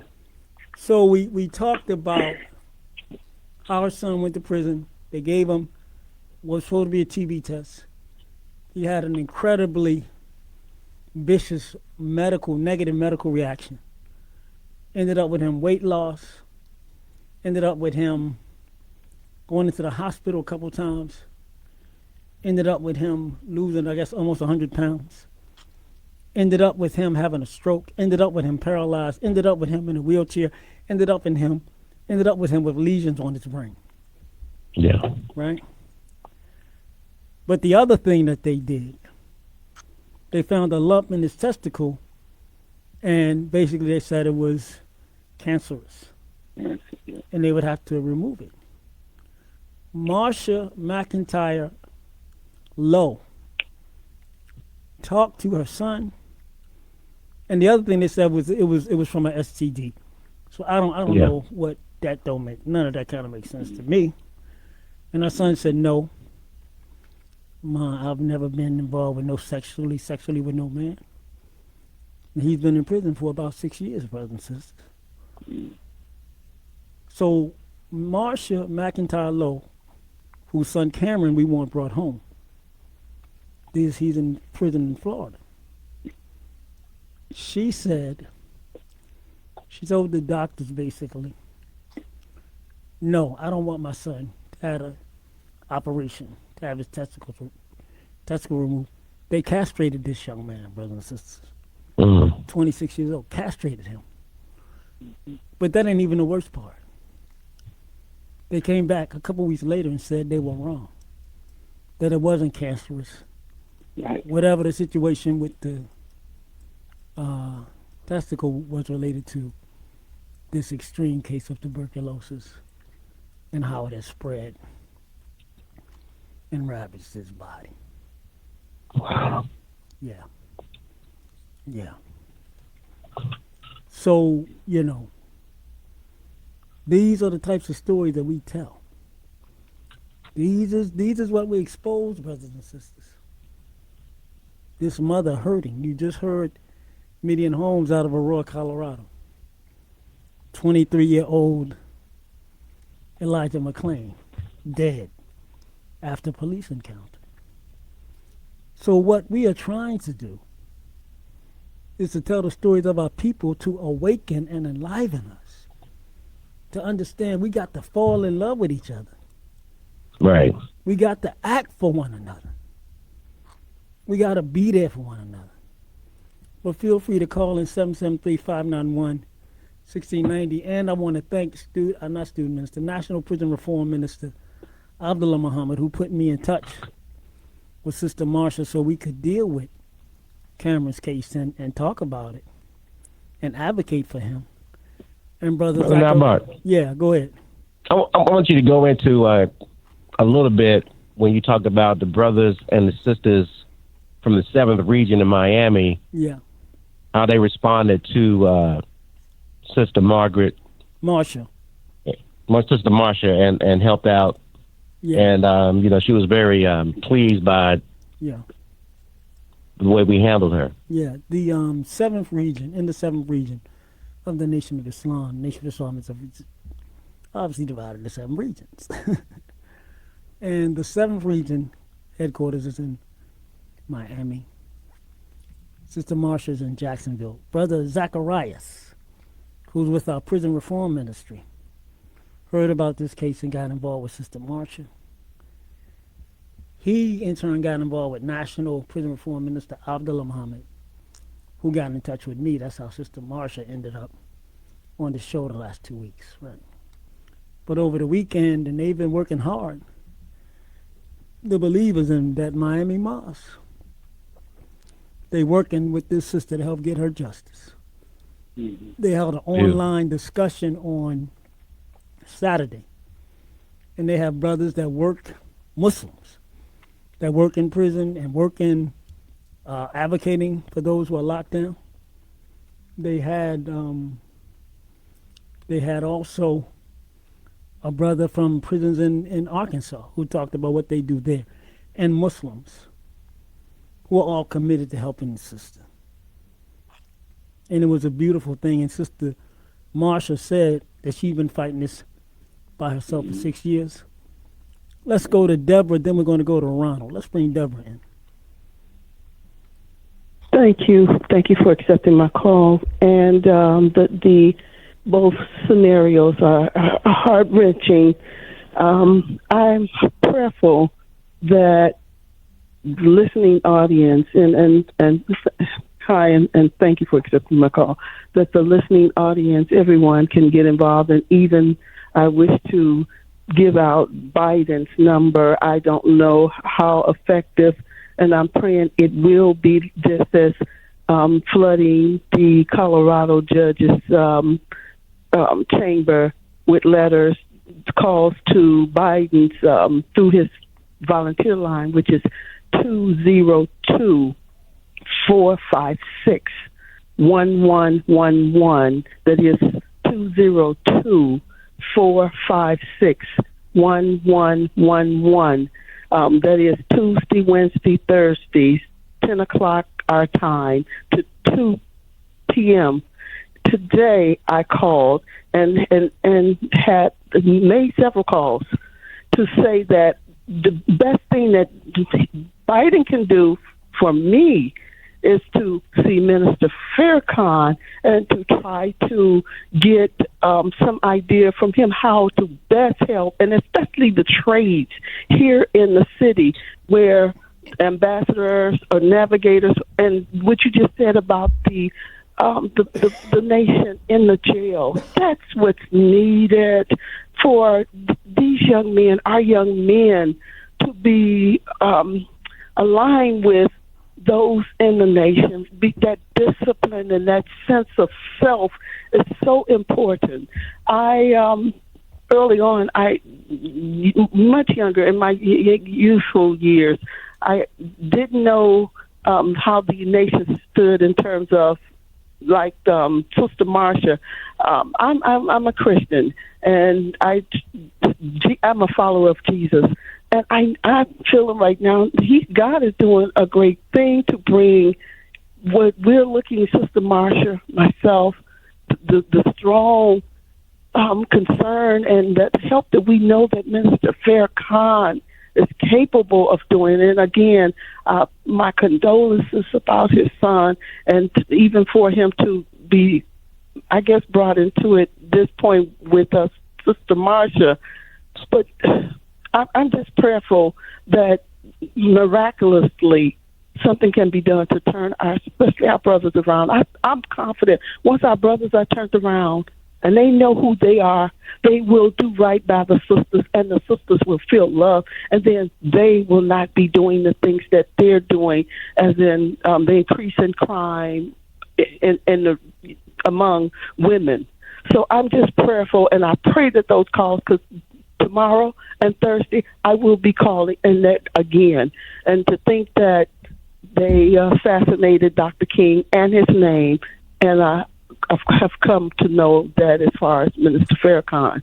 But I just pray as far as his name. But we know, and most Christians, I'm sure young people.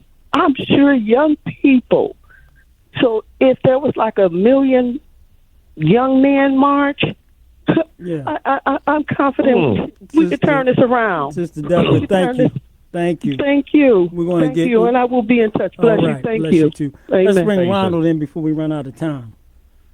Brother Ronald, you're on the line. Assalamu alaikum. Wa alaikum salam, sir. Salam. Praise the Lord. I just listening, and in my mind and understanding, we could not actually be citizens or considered citizens in this country, because if that was the case, they should release that brother under cruel and unusual punishment. That's right. You know, and especially when they are the inflictors of it. You improperly diagnose a man and castrate him? Yep, castrate him. Yep. In 2023, Brother Ronald. This? In 2023. If that can't be classified as cruel and unusual, I don't know what can. That's supposed to be a right. That's right. So, you know, Yeah, sir. And it can't be a mistake either. It's not a mistake. Go ahead, Brother James. Go ahead. No, it was intentional. Go ahead. So that it should be approached from that vantage point. You know, how can I entrust you any further when you have proven beyond a reasonable doubt? Go ahead. But you know, I would send donations to Brother Cameron. So what's that? CRAMRON? CAMERON.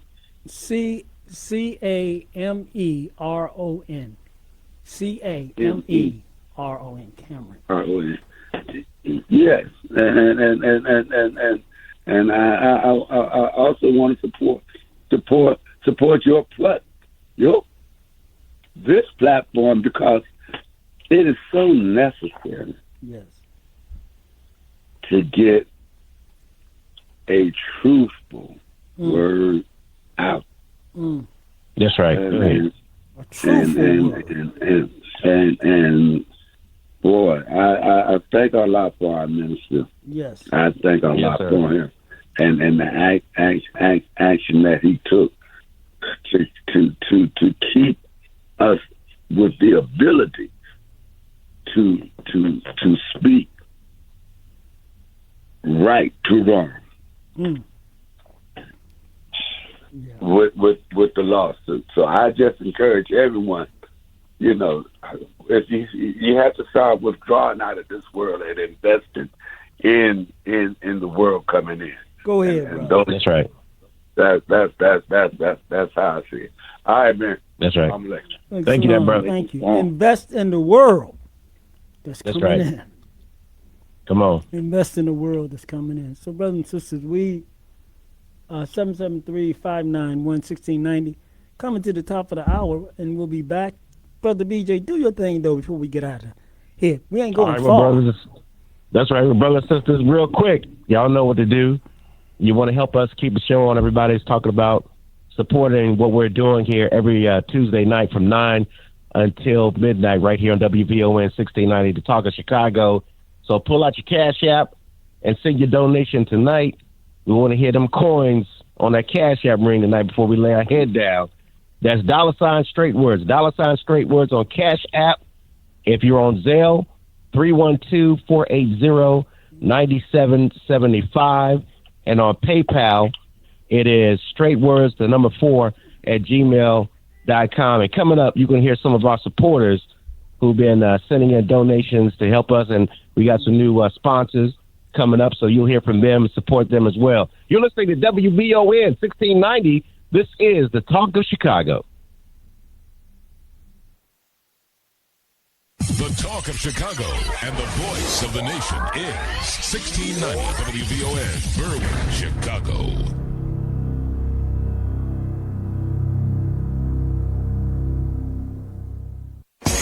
I'm Vanessa Tyler. And I'm Mike Stevens on your home for 24/7 News, the Black Information Network.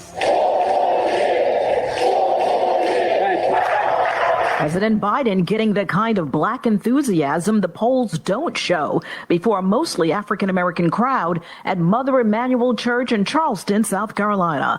The very spot Hate paid a visit back in 2015 when a white supremacist interrupted Bible study with a barrage of bullets, killing 9, dying from what the president calls the poison infecting our nation.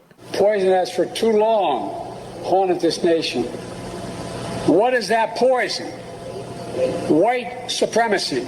The president was briefly interrupted by protesters who demanded he do more to stop the killing of Palestinians. Biden replied he's working on it, then turned to what he says is the threat facing America, the MAGA extreme like those who attacked the Capitol, he says led by a defeated, vengeful ex-president. The Mother Emanuel visit tied Trump to the hate, even though the church massacre happened before he took office. But South Carolina Congressman Jim Clyburn says the connection is still spot on. Trump has said things in support of those activities that ties him closely to what happened at Mother Emanuel. Speaking on CNN's State of the Union, the Black Democrat says Trump's words and actions before being elected and while he was in office shows where he stands on race. Clyburn pointing out Trump's good people on both sides remark following the 2017 neo-Nazi KKK march in Charlottesville, Virginia. A maximum 4 years in prison. That's the sentence a black man got in a Las Vegas courtroom. His follow-up court appearance. The previous time, Deabra Redding is accused of leaping over the bench and grabbing Judge Mary Kay Holthus, causing total chaos as courtroom personnel tried to get him off the judge. When he arrived this time, he was surrounded by 5 Las Vegas officers and wearing a spit hood. He still faces charges and likely given more time in prison at a later date for the judge attack. Another black man facing much more time in an Indiana prison. 40 years is what Stephen Jackson is headed to. The 50-year-old man admitted to 3 counts of attempted murder for nearly strangling 3 girls ranging in age from 5 to 14. The mother became concerned when she couldn't reach Jackson at his home 2 years ago. The older girls told police Jackson came home drunk at 3 a.m, threatening to slit the girls' throats because their mother made him mad by text. He also said he would then kill himself. On social media, stay connected with the BIN on Facebook, Instagram, and TikTok at Black Information Network and on X at BlackInfoNet. I'm Vanessa Tyler with Mike Stevens on your home for 24/7 News, the Black Information Network.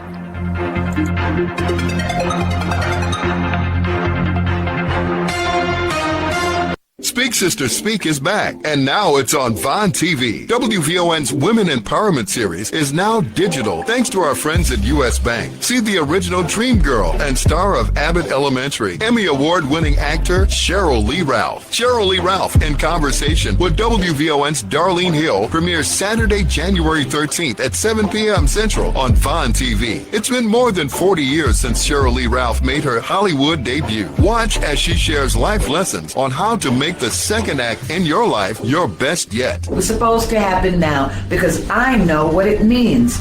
I value it. I really, really think about my journey to get to this point.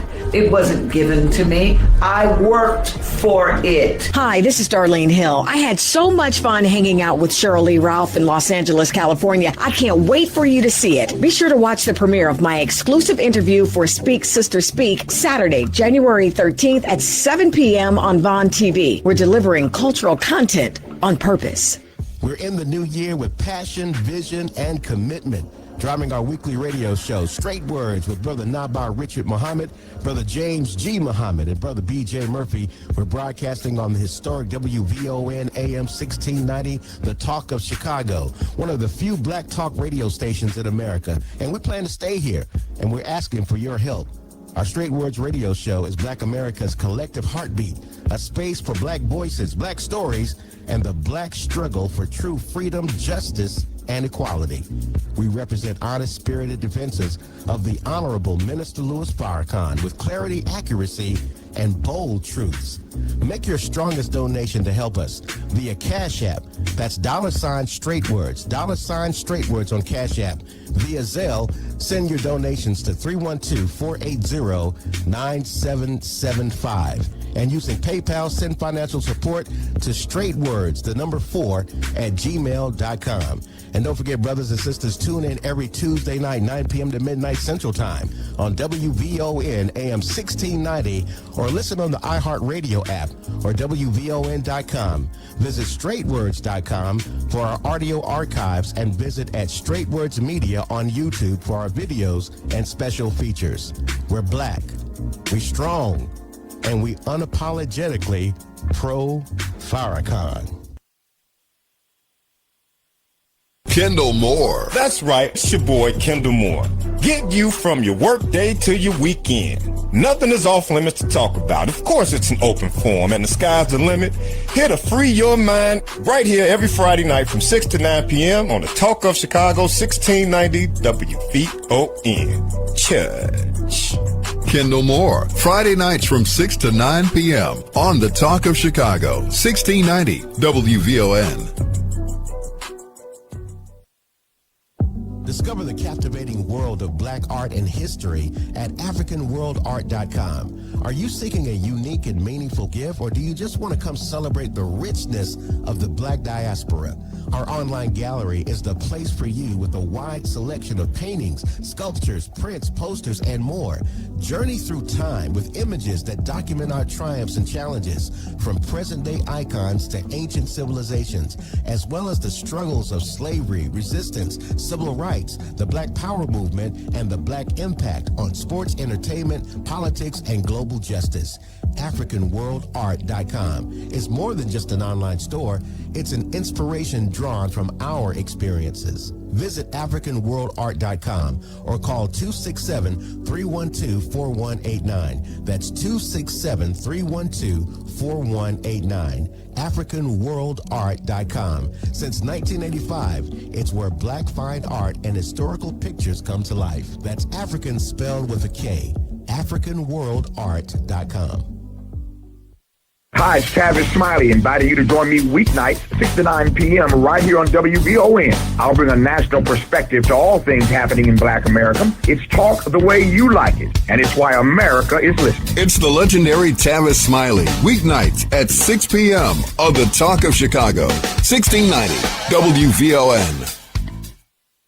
It's all about great food and service at Let's Eat to Live restaurant, located at 621 East 67th Street on the south side of Chicago. We're talking about fresh, healthy, life-giving meals prepared with love. Veggies, fish, chicken, lamb, burgers, soups, breads, delicious desserts, and more, some coming from our on-site garden in season. We got food for your soul at 621 East 67th Street. That's Let's Eat to Live restaurant. You can stop by or you can call us 773-966-6549 or visit the website let'seattolivecafe.com.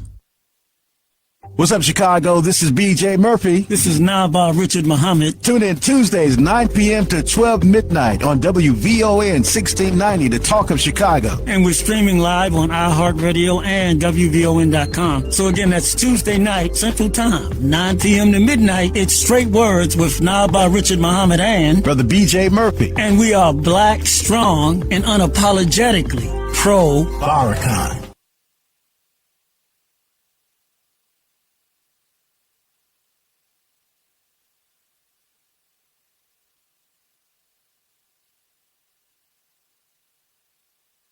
Alexa, play WVON 1690 AM. Getting WVON 1690 AM station from iHeartRadio. Try it out for yourself. America is listening to WVON. The views expressed on our programs are not necessarily those of WVON, Midway Broadcasting Corporation, or our participating sponsors. From the Xfinity Studios at WVON, we are the Talk of Chicago, 1690 WVON. All right, brothers and sisters, we back for our last hour. Straight Words with Brother Naba Richard Muhammad, editor-in-chief of the Final Call newspaper. Also, my big brother, James G. Muhammad, contributing editor of the Final Call newspaper. I'm Brother B.J. Murphy. We're glad to be here with you, brothers and sisters, every Tuesday from 9 p.m. until midnight, right here on WVON 1690, The Talk of Chicago. You can jump on our phone lines and join our conversation tonight. We've been having some wonderful dialogue with some women who are doing some powerful things on behalf of our people right here on WVON tonight. 773-591-1690, 773-591-1690. And also, brothers, as we move forward to February 25th in the city of Detroit, you got to get on the road and go down to Detroit to hear the Honorable Minister Louis Farrakhan drop this powerful letter. And brothers and sisters, you've been waiting to hear from the minister. This is one you don't want to miss, right, brothers? You absolutely don't. Exactly. Let's bring in Kenny. Kenny, thank you for holding. Come on in and join the conversation. Hello, good evening. Well, and thank you for my phone call. I'm calling from Savannah, Georgia. Thank you. All right. Good. Chicago is my old hometown. Good. During the last hour, I caught like the end of it, little to the end of it. Okay. And I heard about this young man who got. I got harassed by the police as well, many times. Mm-hmm. I get stopped. They check my ID or whatever. They question me about something, and I go about my way. I got late. One time I got late for work just because the police stopped me, and it was early in the morning. I'm trying to get downtown to catch the bus, and that's when they stopped me. Mm-hmm. When I was in Miami, me and a guy who I know, we greeted each other with the handshake. Police came by, frisked us. Simply because of the handshake, probably thought we was passing drugs to each other, which we wasn't. So I do understand about brothers getting stopped by the popo. I understand it because I've gone through it. I've gone through it many times, and I tell them, a lot of times, look, I'm going like last time. Like I said, look, I'm on my way downtown to go catch the bus because I got to get to work. And I still got stopped, and I still had missed the bus, and I still was late for work. That ticked me off that day. But now I'm not. But now I'm retired now, and I don't have to deal with that anymore. Yeah. I'm so glad I don't have to deal with that no more. It is not only there in Chicago, it happens here in Savannah. They get stopped. One time there was a guy who didn't have a light on his bicycle, and they stopped him just because he didn't have a light on his bicycle. Yeah.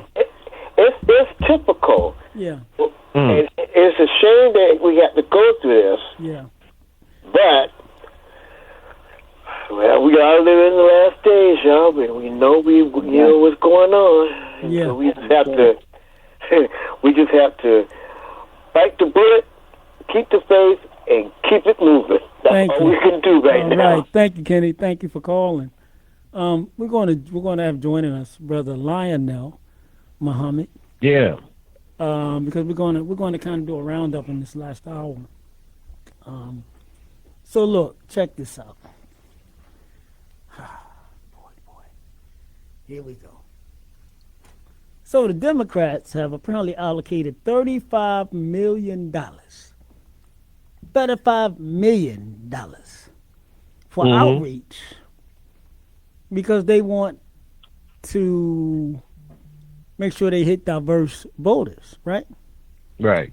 Guess who ain't getting none of the money, bro, right now? The Black Press of America. Wow. This is a story by Stacey Brown from NNPA. The headline is Democrats allocate $35 million for outreach, but overlook Black press in bid for diverse voter support. Brothers and sisters, you know this happens every election, right? Man. Yeah. Every single election. But you say these people are your friend. I'm saying that's what you say. That's right. It ain't what I say. Come on, let's talk about it. Come on. But your friends keep continuing to fail you. They keep continuing to fail you, man. They're not putting no money in the pockets of the Black press. Where's Kamala Harris? Is she? Where's she at? Ain't she supposed to be our voice in the White House? Or no? Well, sisters, look. That's insulting, brother. It's millions of dollars, right? I would say there's probably no bigger the cheerleader of Biden than the Black press. Seriously. Right. Seriously. But once again, when it comes to the money, which would then strengthen these organizations and enhance their ability to serve our people, you love the white man because he gives you nothing. That's it. Over and over and over again. But he knows he don't have to pay for. He's got the black vote, so why should he, brother? That's the way they're thinking. You got the black vote. Let's go to a church. I don't know, Brother James. They've been talking about black folk like, black folk ain't feeling Uncle Joe right now. Yeah, well, some of them aren't. A lot of them aren't. But in the Democrats' mind, it's obviously the fact that they ain't giving no money. They obviously think that they already got that black vote. Well, so that's the way they're thinking. Well, why put the money in the black press? Because the black press don't print their press releases anyway. Yeah, that's what they should do is not print. Yeah, they shouldn't print them. That's the thing. Yeah, and the other thing is, they do this all the time, brothers and sisters. And I bet you, not only are they doing it to the black press, but to the black groups that do voter mobilization. Exactly. And get paid for that and get the vote out. Exactly. They're not giving them no money either. They listened to some young white guy that came up with an algorithm and said, I think we should do this. And they looked at the young white guy with no experience versus the black woman over here that got 50 years of election experience. And instead of giving her an operation the money, they give it to the young white boy who want to try something different. But you know what? Let me say this. That's Brother Lionel Muhammad This speaking. is Brother Lionel Muhammad speaking. But the reason they don't give us money is because they understand us better than we understand ourselves. They use this language, outreach. Brother Naba said they giving so many millions to outreach. But this outreach that they are allocating some of these funds to is outreach. What they're not saying is that it's going to 90% of it is going to prison industrial complexes, and is also going to prison outreach programs that support them. See, one thing that we have to understand, each politician has a voting block. And when I say a voting block, if you got in one state 40,000 people in the prison, all you got to do is get to the prisoner. And the prisoner, if it's 40,000 in the state, then those prisoners have access to 40,000 family members. Right. And if those 40,000 inmates that have a connection to 40,000 family members, those 40,000 are connected to another 40,000. That's 80,000 people that you're connected to. So right. they understand the strategy and the concept. The Honorable Elijah Muhammad taught us to look at language. So they use this term outreach. They never tell you what outreach is about. They're not giving it to the black press. They're not even giving it to the white press. No, they're giving it to the white know what press. I mean? No, they're giving it to the white press. Trust and believe. Yes. But they're giving it to the white press because they know that the white press is going to invest in what they consider outreach, and it's going to the prison. Now look at the stocks on the prison industrial complex during the time of election. Why does it go up? Why is it higher during election time? Because they understand that that's their voting block, and those are the people that they can have access to. So they make what they call these laws that supposedly let a few of them go. So you let one or two people out of prison. Like notice in Illinois, here this last year, notice in the last few months, all of these men being released that were wrongfully convicted. Have you noticed that, BJ? Yes, sir. I've seen that. Hey, listen, there's a brother in North Carolina just got $25 million. Yes. He served 44 years in federal prison. Yeah. Yes. Yeah. Now you notice all of this is happening within a matter of a few months. Right. This is only around election time. Because the money that they're supposed to be giving to certain outlets, this money is going to the prison industrial complex, and they're letting these men out of prison so that you can think that they're doing something productive and constructive. In the meantime, it's a strategy. Right. All right. That's behind the scenes. We don't even realize it's a strategy because the enemy right. is very, very shrewd in what he do. The Honorable Elijah Muhammad say, don't mark the white man, study him, for he makes no excuse for his failure. But right. instead of us studying him, we make it mockery. Oh, he doing right. this, he doing that. But we're not studying him while he's studying us. What did Cat Williams say? He's studying you. And he knows right. you more than you know yourself. Yeah. That's right. So look, we're talking about the Democratic Congressional Campaign Committee, right? The Democratic. Yes. So this is the money. This is the money people, right? Yes. So Marcia Booker, who is the deputy executive director for campaigns, defended. This is an article by Stacey Brown, NNPA, Black Press of America. Defended power to the people. Where did that come from?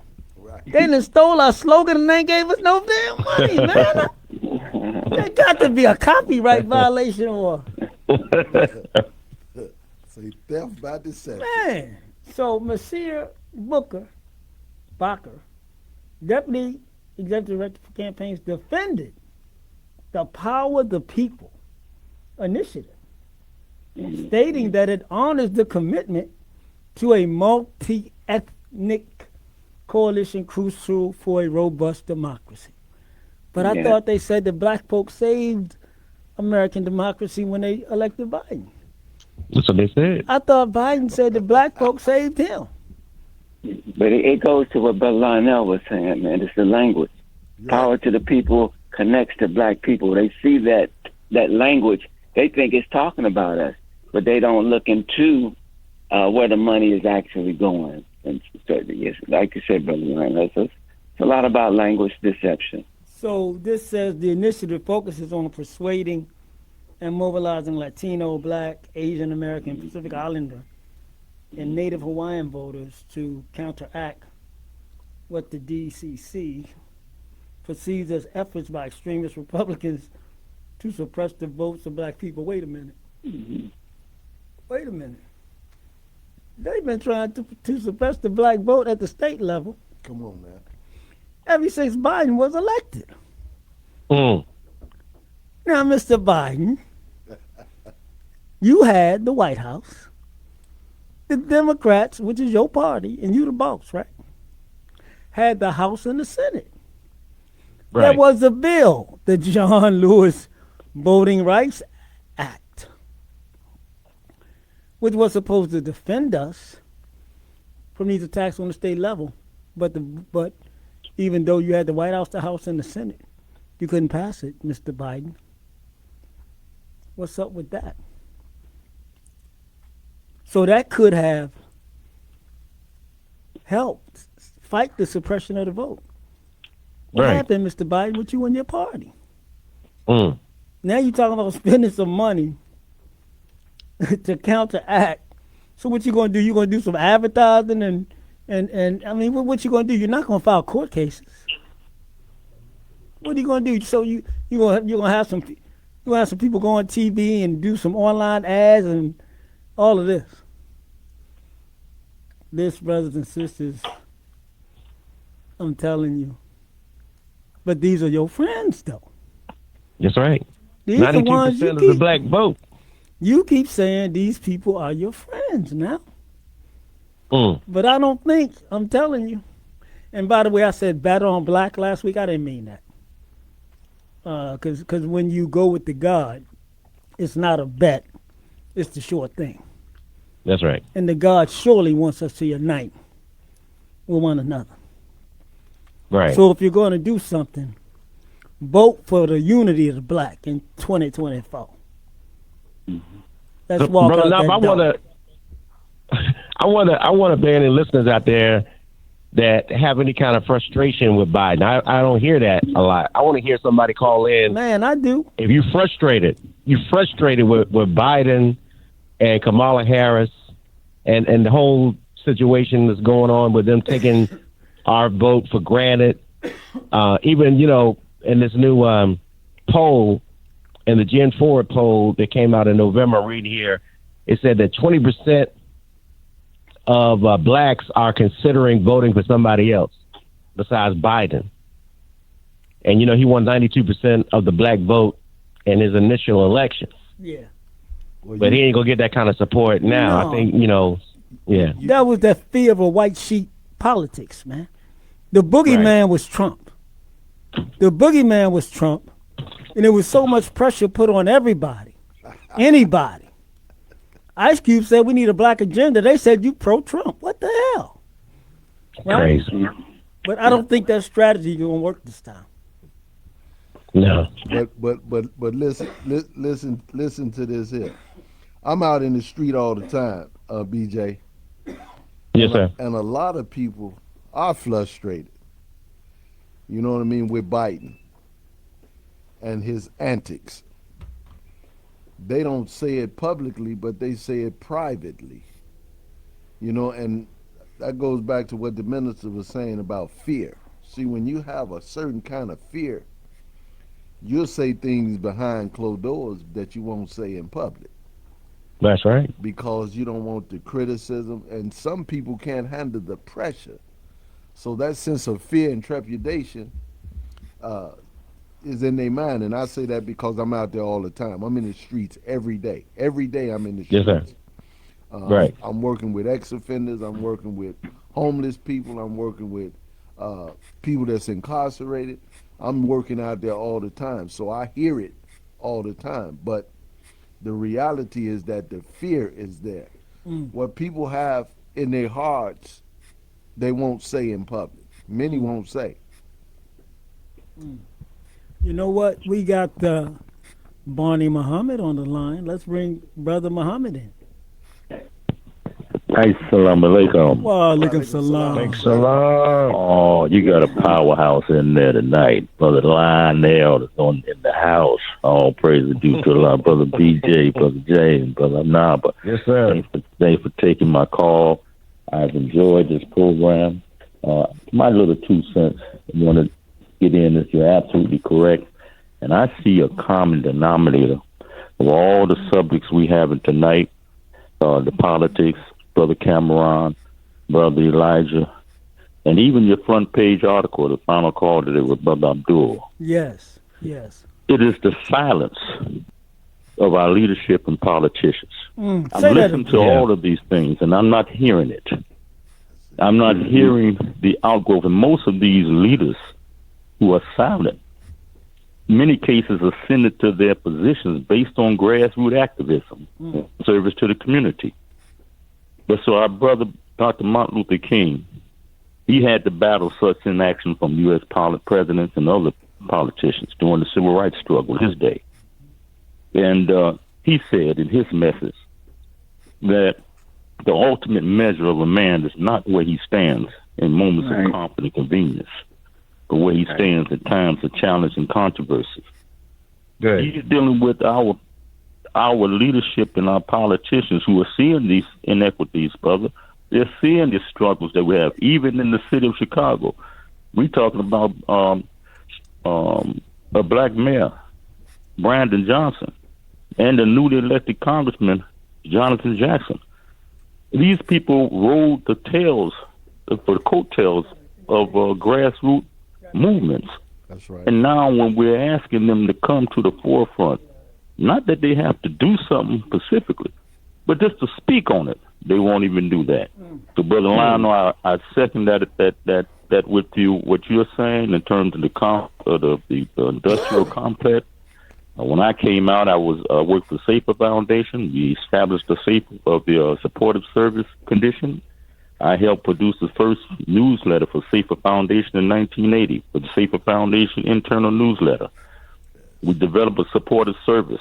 But because we were so successful, I'm just to put it out there. That's right. We were so successful, they actually dismantled it because the recidivism rate was going down. It is the contracts that these organizations were getting. It's a performance-based contract. You get paid on how many people keep coming through this system. Right. So many dollars for so many people you service. The prisons, as Brother Lau was talking about, then they contract these prisons. They contract them on the basis of getting them full. They have to come up with ways to fill them. So yes, sir, brother, we're on the right path of understanding that information. And again, we ask that we support this radio program, Straight Words, as much as we can. Thank you, brothers, for allowing me to speak. Thank you, Brother Barney. Thank you, big brother. Thank you, Brother Barney. Look, 773-591-1690. Brothers and sisters, call on in and be part of this conversation. So, looking at the latest edition of the Final Call, beautiful cover, Black educator takes a stand. A popular, well-respected black Muslim principal was removed from his position at a select enrollment Southside High School in Chicago. Supporters argue Abdul Muhammad is being railroaded and unfairly targeted for his good works. The former Chicago Teacher of the Year refuses to bow down and fold under pressure and vows to continue to fight for what is right. Go to finalcall.com right now. You should be able to read that article there. But look for the mighty men of the FOI. Go ahead. Look for the mighty men of the FOI carrying this paper around to give you an understanding of what's going on. You know, because this is right. Look, Brother Abdul, and we've had him on the line. Yes, sir. I mean, we've had him on the show, but you know, he's a very heavy, highly qualified educator and committed Right, no doubt. educator. He has worked in places where our young people are locked away as a principal and brought education there. He's gone to some of the worst schools and turned them around. And he really loves our children. Yes. But he is part of a attack on black principals in Chicago.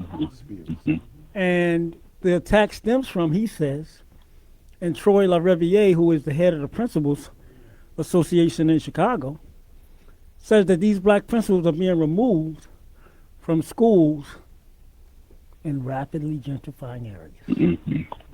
Right? So move the people out. And the other thing is we are losing black teachers. Black teachers. Let's bring Taylor in, and then we're gonna get JB. Taylor, welcome to the show. Oh, how you doing, guys? Hey, bro. You know what?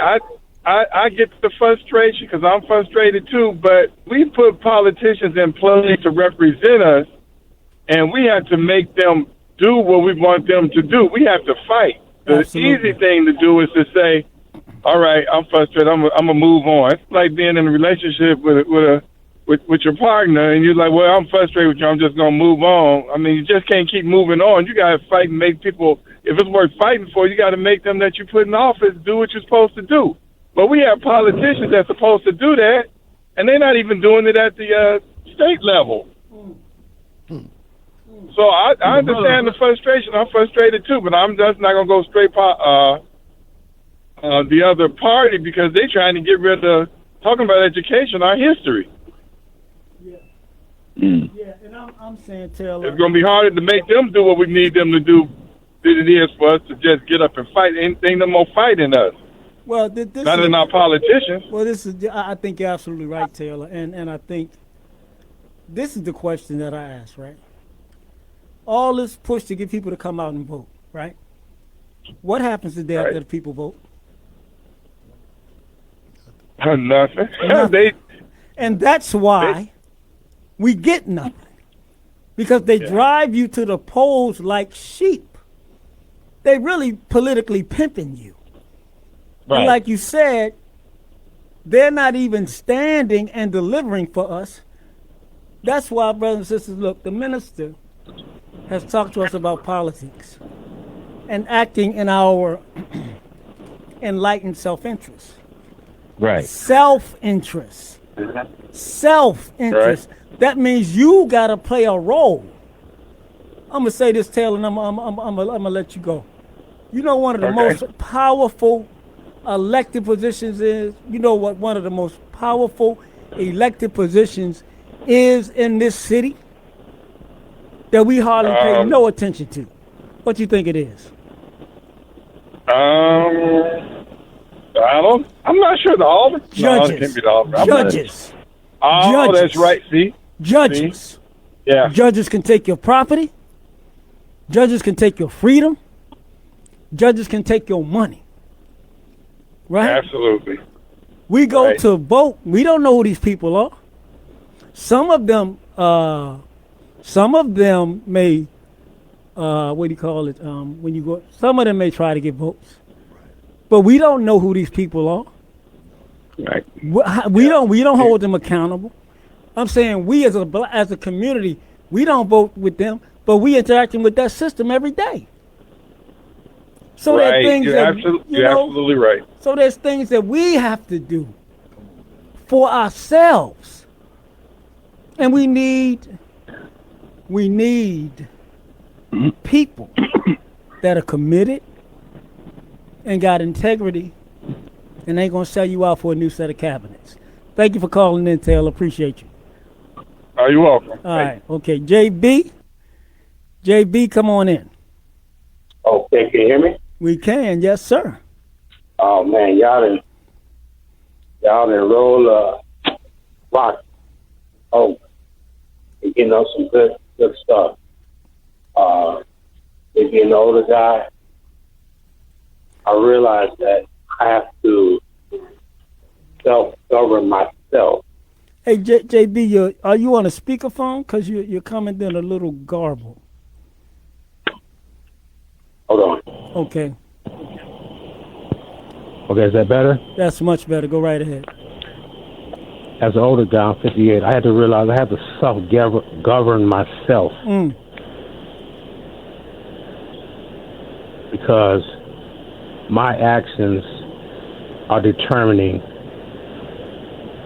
where I put myself, in other authorities' hands.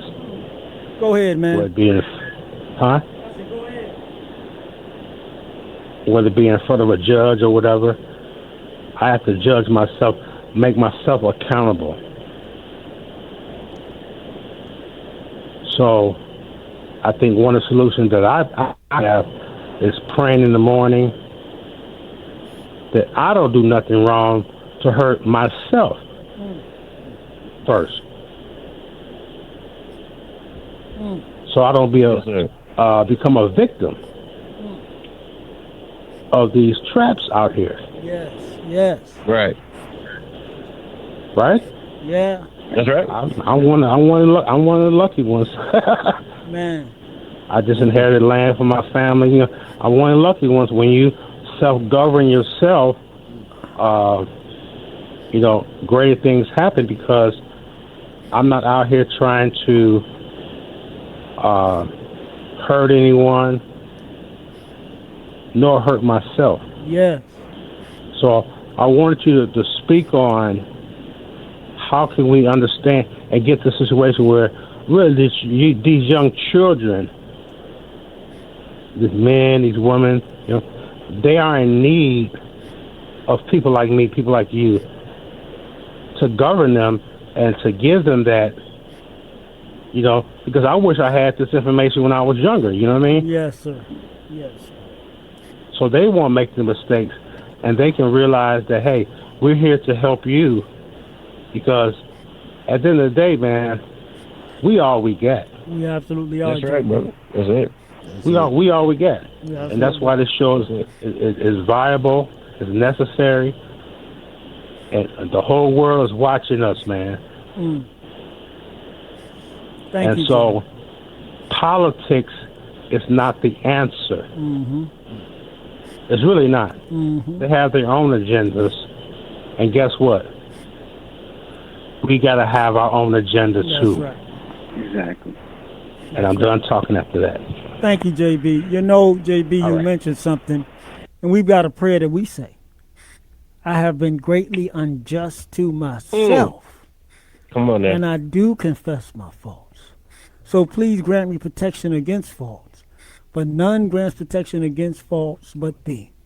O Allah, suffice thou me that which is lawful, to keep me away from that which is prohibited. And with thy grace, make me free of want from anything that is beside thee. So right. You're right, JB. That understanding of self and the mastery of self, the governing of self, understanding that I am responsible for me. That's right. And when I know that I'm responsible for me, now I know I'm responsible for my family. Now right. I am responsible for my environment, right? That's right. So the city should pick up the trash in the gutter. They should. But if they don't, I'm gonna clean it up because I live here. That's right. And I don't live in trash. Right. So us getting the knowledge of self and understanding that we connected with the God within and the God without. Come on. We have power to move. That's right. And when we connect our godhood with others who have godhood, we increase our power. Come on, man. The same thing you said, brother JB. Then when you live a certain way, you set yourself up to be successful, brothers and sisters. You cannot be successful being a liar, a cheat, and a thief today. That's right. That's right. You just can't. It's time out for that. So the understanding of self, and then once you understand self, you love self. Right. Once I love myself, I can love others. Once I love others, I can unite with others, and we can work together to change reality.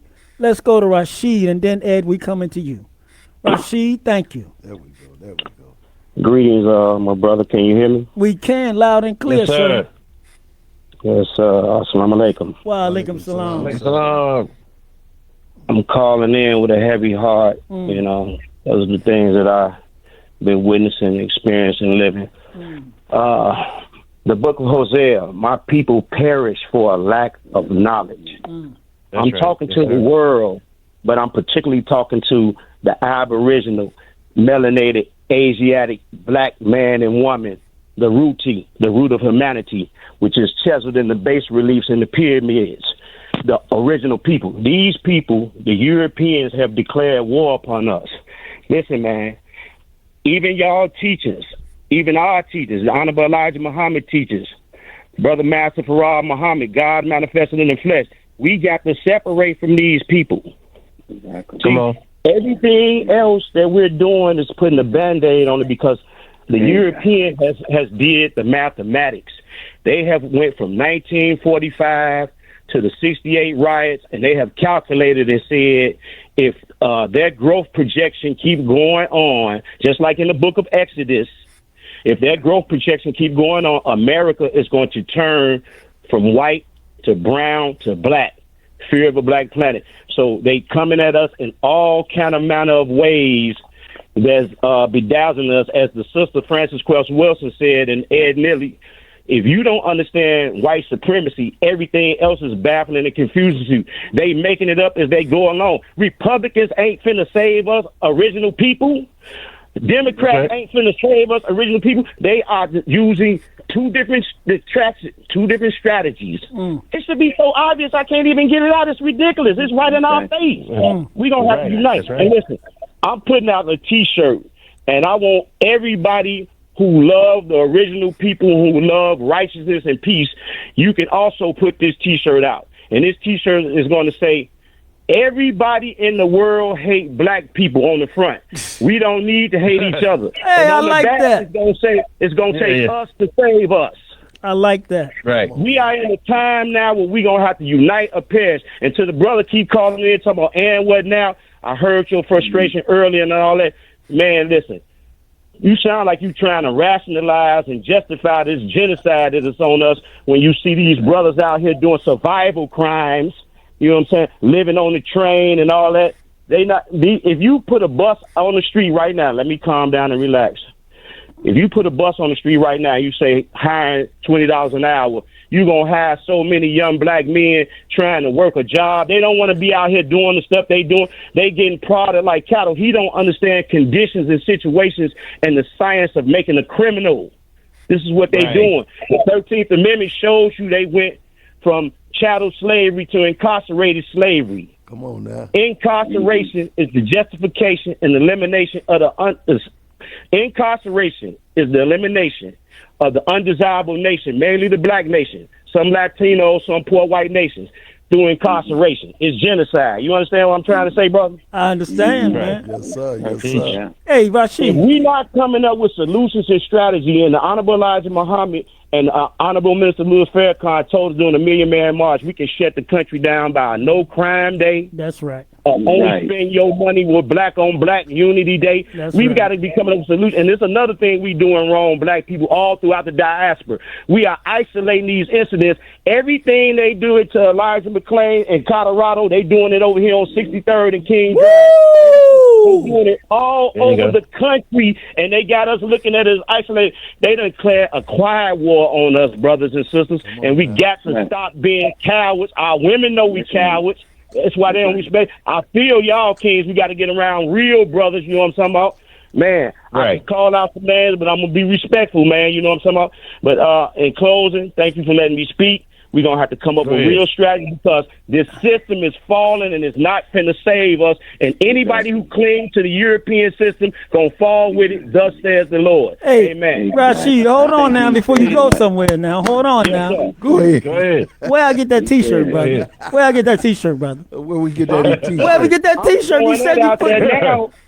Hey, listen. Everybody around the world who hear it, I'm not claiming no copyright on that. I got a lot of creations coming from the Most High. All right, man. I'm saying, where can I get the T-shirt though? I want you to create it. Man, I can't create it. Rashid, I do radio, man. I can't do T-shirts. I can't do Everybody T-shirts. in the world hate black people. We don't need to hate each other. And the back of us say it's going to take us to save us. Hey, Rashid, do that shirt, Yes, man. sir. If you do that shirt, love we'll that. bring you on the show. Okay? I'm going to do that shirt. Even if you just do one. Even if you just do one.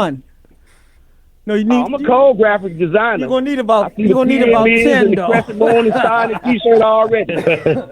Hey, Black History Month coming up. Man, I love you, brothers, man. I love you, kings and gods, man. We're going to have to unite, man. I got tears in my eyes, really. I'm laughing to keep from crying. Yes, sir. And then we coming in confused, thinking we're going to be able to vote. And we're going to have to demand what we want in a unified manner. Absolutely. Clear, concise, like on the back, printed on the back of the final call, and Muhammad speaks. We're going to have to put our demands down to these people and be ready to shed blood, because just like Pharaoh didn't want to let us go, these people ain't going to want to let us go. But Pharaoh was an ego. White folks really need us. We don't need them. We invented everything in America. Go ahead, man. Right. White boy. Go ahead, Rashid. Thank you. That's up, brother. Thank you. Assalamu alaikum. Rashid, I need that T-shirt though. Ed, come on in, man. Ed, come on in. Yes, sir. I agree, Rashid. Make that T-shirt. I need one too. A whole lot of people don't talk about it. Think about it. Okay, That's I'm right. calling about we as the people in general. We need to learn how to play chess, 2-tier, 3-tier chess, because this is a game of life. Also, get away from checkers. Get away from straight checkers, pool checkers. Get into chess. We need to know how to transact that into our daily lives as far as what everyone's been told, as we have been told by the other people that we're going to do this, we're going to do that, just like the Indian tribes warned us, hey, don't sign no treaty. They're not going to be honored. Okay, getting to the heart of the matter, just want to make a short mention that I used to go to school on the north side a whole lot. Other than that, my transportation was down. This one girl who lives in Indiana would take me home a couple of times. That's all I needed to get back on my feet. And I'm in Roseland. Been here for 40, almost whatever amount of years. But anyway, to get to the point, she would give me a ride from the far north side, drop me off in Roseland, and she would continue to Indiana. But the first time I got in a car with her, I left the far north side, Loyola area, and driving, before we even got downtown, I heard a click, click. I said, what's that? Oh, I'm locking my doors. I said, why are you locking your doors? Well, I was told when I got to this country that when you're going through a black neighborhood, lock your doors and blah, blah, blah. I said, oh, yeah. Anyway, she's from Pakistan. Wow. We got to talking. I said, you ever see any black movies over in your country? She said, oh, yeah, all the time. We look at a lot of black movies. And in the extent of that conversation, she alluded to the fact that we, the people of the world, are waiting for blacks in Chicago. I said, what are you talking about? She said, we're waiting to see what you guys do because you are the world leaders. You have been in this country putting up with this white man for so long. You know how he is, and we're just waiting for you guys to take the lead. But you know, I said, oh, my God. So it was from Pakistan, and that was it. In my little short contribution. Wow. Thank you. Just to let you know, people around the world are waiting on us. They want to see which route we are going to partake. They are our sisters and brothers, yet and still we are from the motherland, the original children. Thank you very much. Thank you, Ed. Thank you, brother. I think we got Cliff. Let's bring Cliff in here. Assalamu alaikum, brothers. I'll be brief. Wa alaikum Simply want to salam. say I enjoyed the whole program. Again, my prayers go out to our families, our black families, men that are suffering. Both. Yeah. I would say from the enemy. Yeah. That the Honorable Minister Louis Farrakhan speaks of and calls them devils. Yeah. And then also, the self-hatred, we got to do better. Yeah. And I think Brother Art speaks on that. Yeah. But the last caller, Brother Rashid, I believe, he was right on point. And I would simply say this is that I look so much forward to the message that's coming from our black pool. The Honorable Minister Louis Farrakhan coming in February, because he will certainly lay out the blueprint of what we are to do this year, which will be the most critical year in this decade. Yeah. So I look forward to it. And brothers, thank you so much for this program. I certainly will make my donation. So if you can give that one last email address and Facebook address and Cash App before you end the show, I would certainly appreciate that, because we're thankful for the information coming from this program, which is one of the best programs on WVON. Much love and respect to you, brothers. Assalamu alaikum. Alaikum salam. Brother BJ, brother. I think that request was for you. Yes, sir. Praise God. Well, let me tell you what that title, because I saw that title, brother, of the minister's lecture on Savior's Day, February 25th in Detroit. What does the great Mahdi and the great Messiah have to say about the war in the Middle East? Wow. Good God Almighty. Yeah. Good God Almighty. Woo! Y'all been waiting to hear what Farrakhan got to say. You better get your ticket. Mm-hmm. Yeah. You get your ticket. Okay, brothers and sisters, please. We almost at the end of the show, man. What is a great show, brother? Brother Naba, you feeling good, man. You inspiring us, man, by your leadership and just your whole aura, brother. You bring that fire to the radio. We appreciate you, man, so much. Support Brother Naba. Support the brothers, man. All the brothers that's on this show. We love y'all.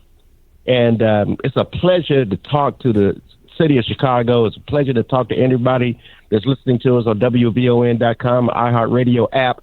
We love y'all, and we're going to keep doing this because it's all about the love of the brotherhood and the sisterhood. Straight Words as our Cash App, $ Straight Words. $ Straight Words on Cash App, on Zelle 312-480-9775. That's 312-480-9775. That's on Zelle. And on PayPal, it's Straight Words, the number 4 at gmail.com on PayPal. So please, brothers and sisters, whatever you can give, we appreciate it, because we on the air because of you. Make no mistake about it. We on the air because of you. Thank you so much. Yeah. And I tell you, brother. Another caller. I tell you, we got another caller. Let's get Stanley in here.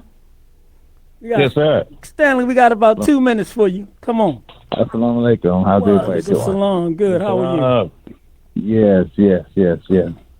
Phenomenal show.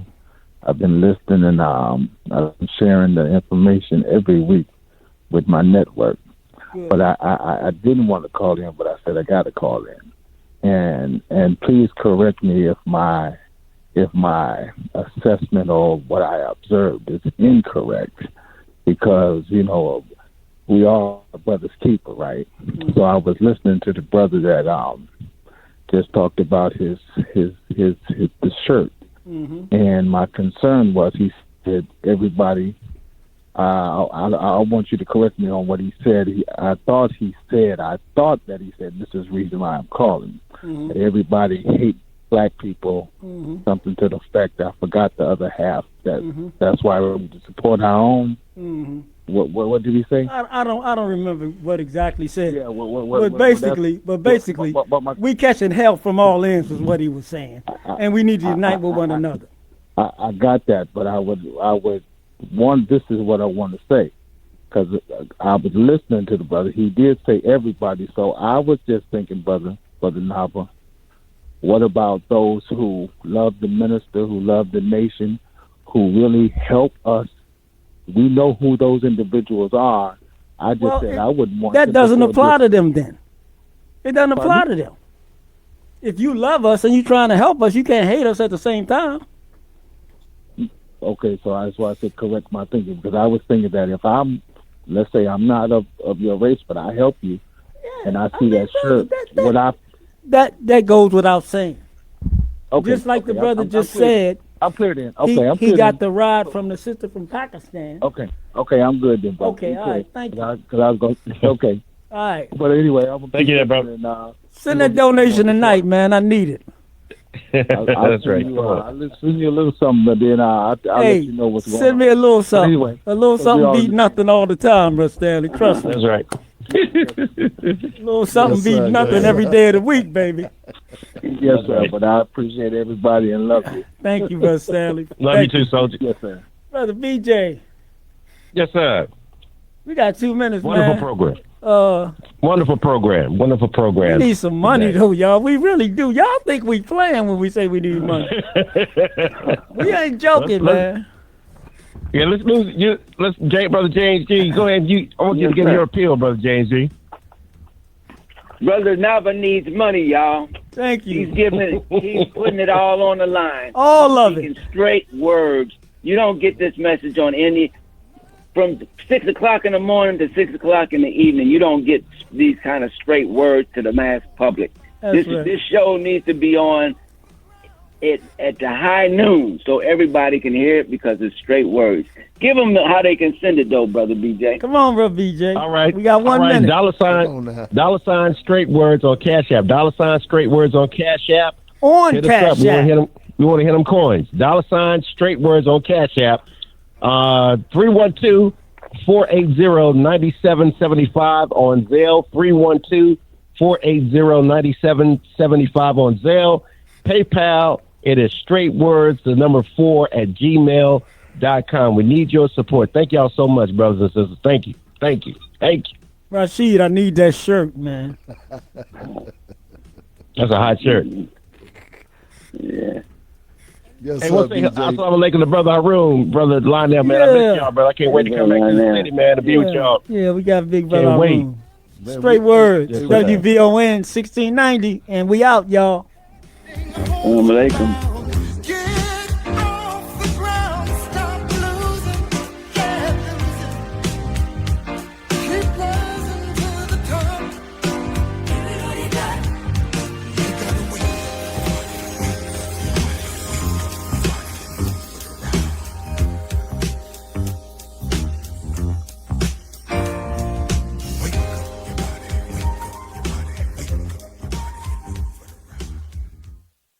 Talk of Chicago and the voice of the nation is 1690 WVON, Berwyn, Chicago.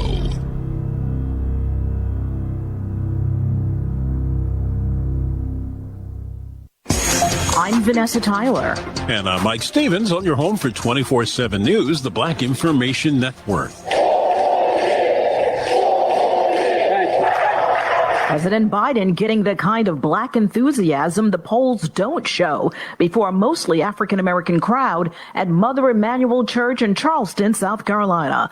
The very spot Hate paid a visit back in 2015 when a white supremacist interrupted Bible study with a barrage of bullets, killing 9, dying from what the president calls the poison infecting our nation. Poison has for too long haunted this nation. What is that poison? White supremacy. The president was briefly interrupted by protesters who demanded he do more to stop the killing of Palestinians. Biden replied he's working on it, then turned to what he says is the threat facing America, the MAGA extreme like those who attacked the Capitol, he says led by a defeated, vengeful ex-president. The Mother Emanuel visit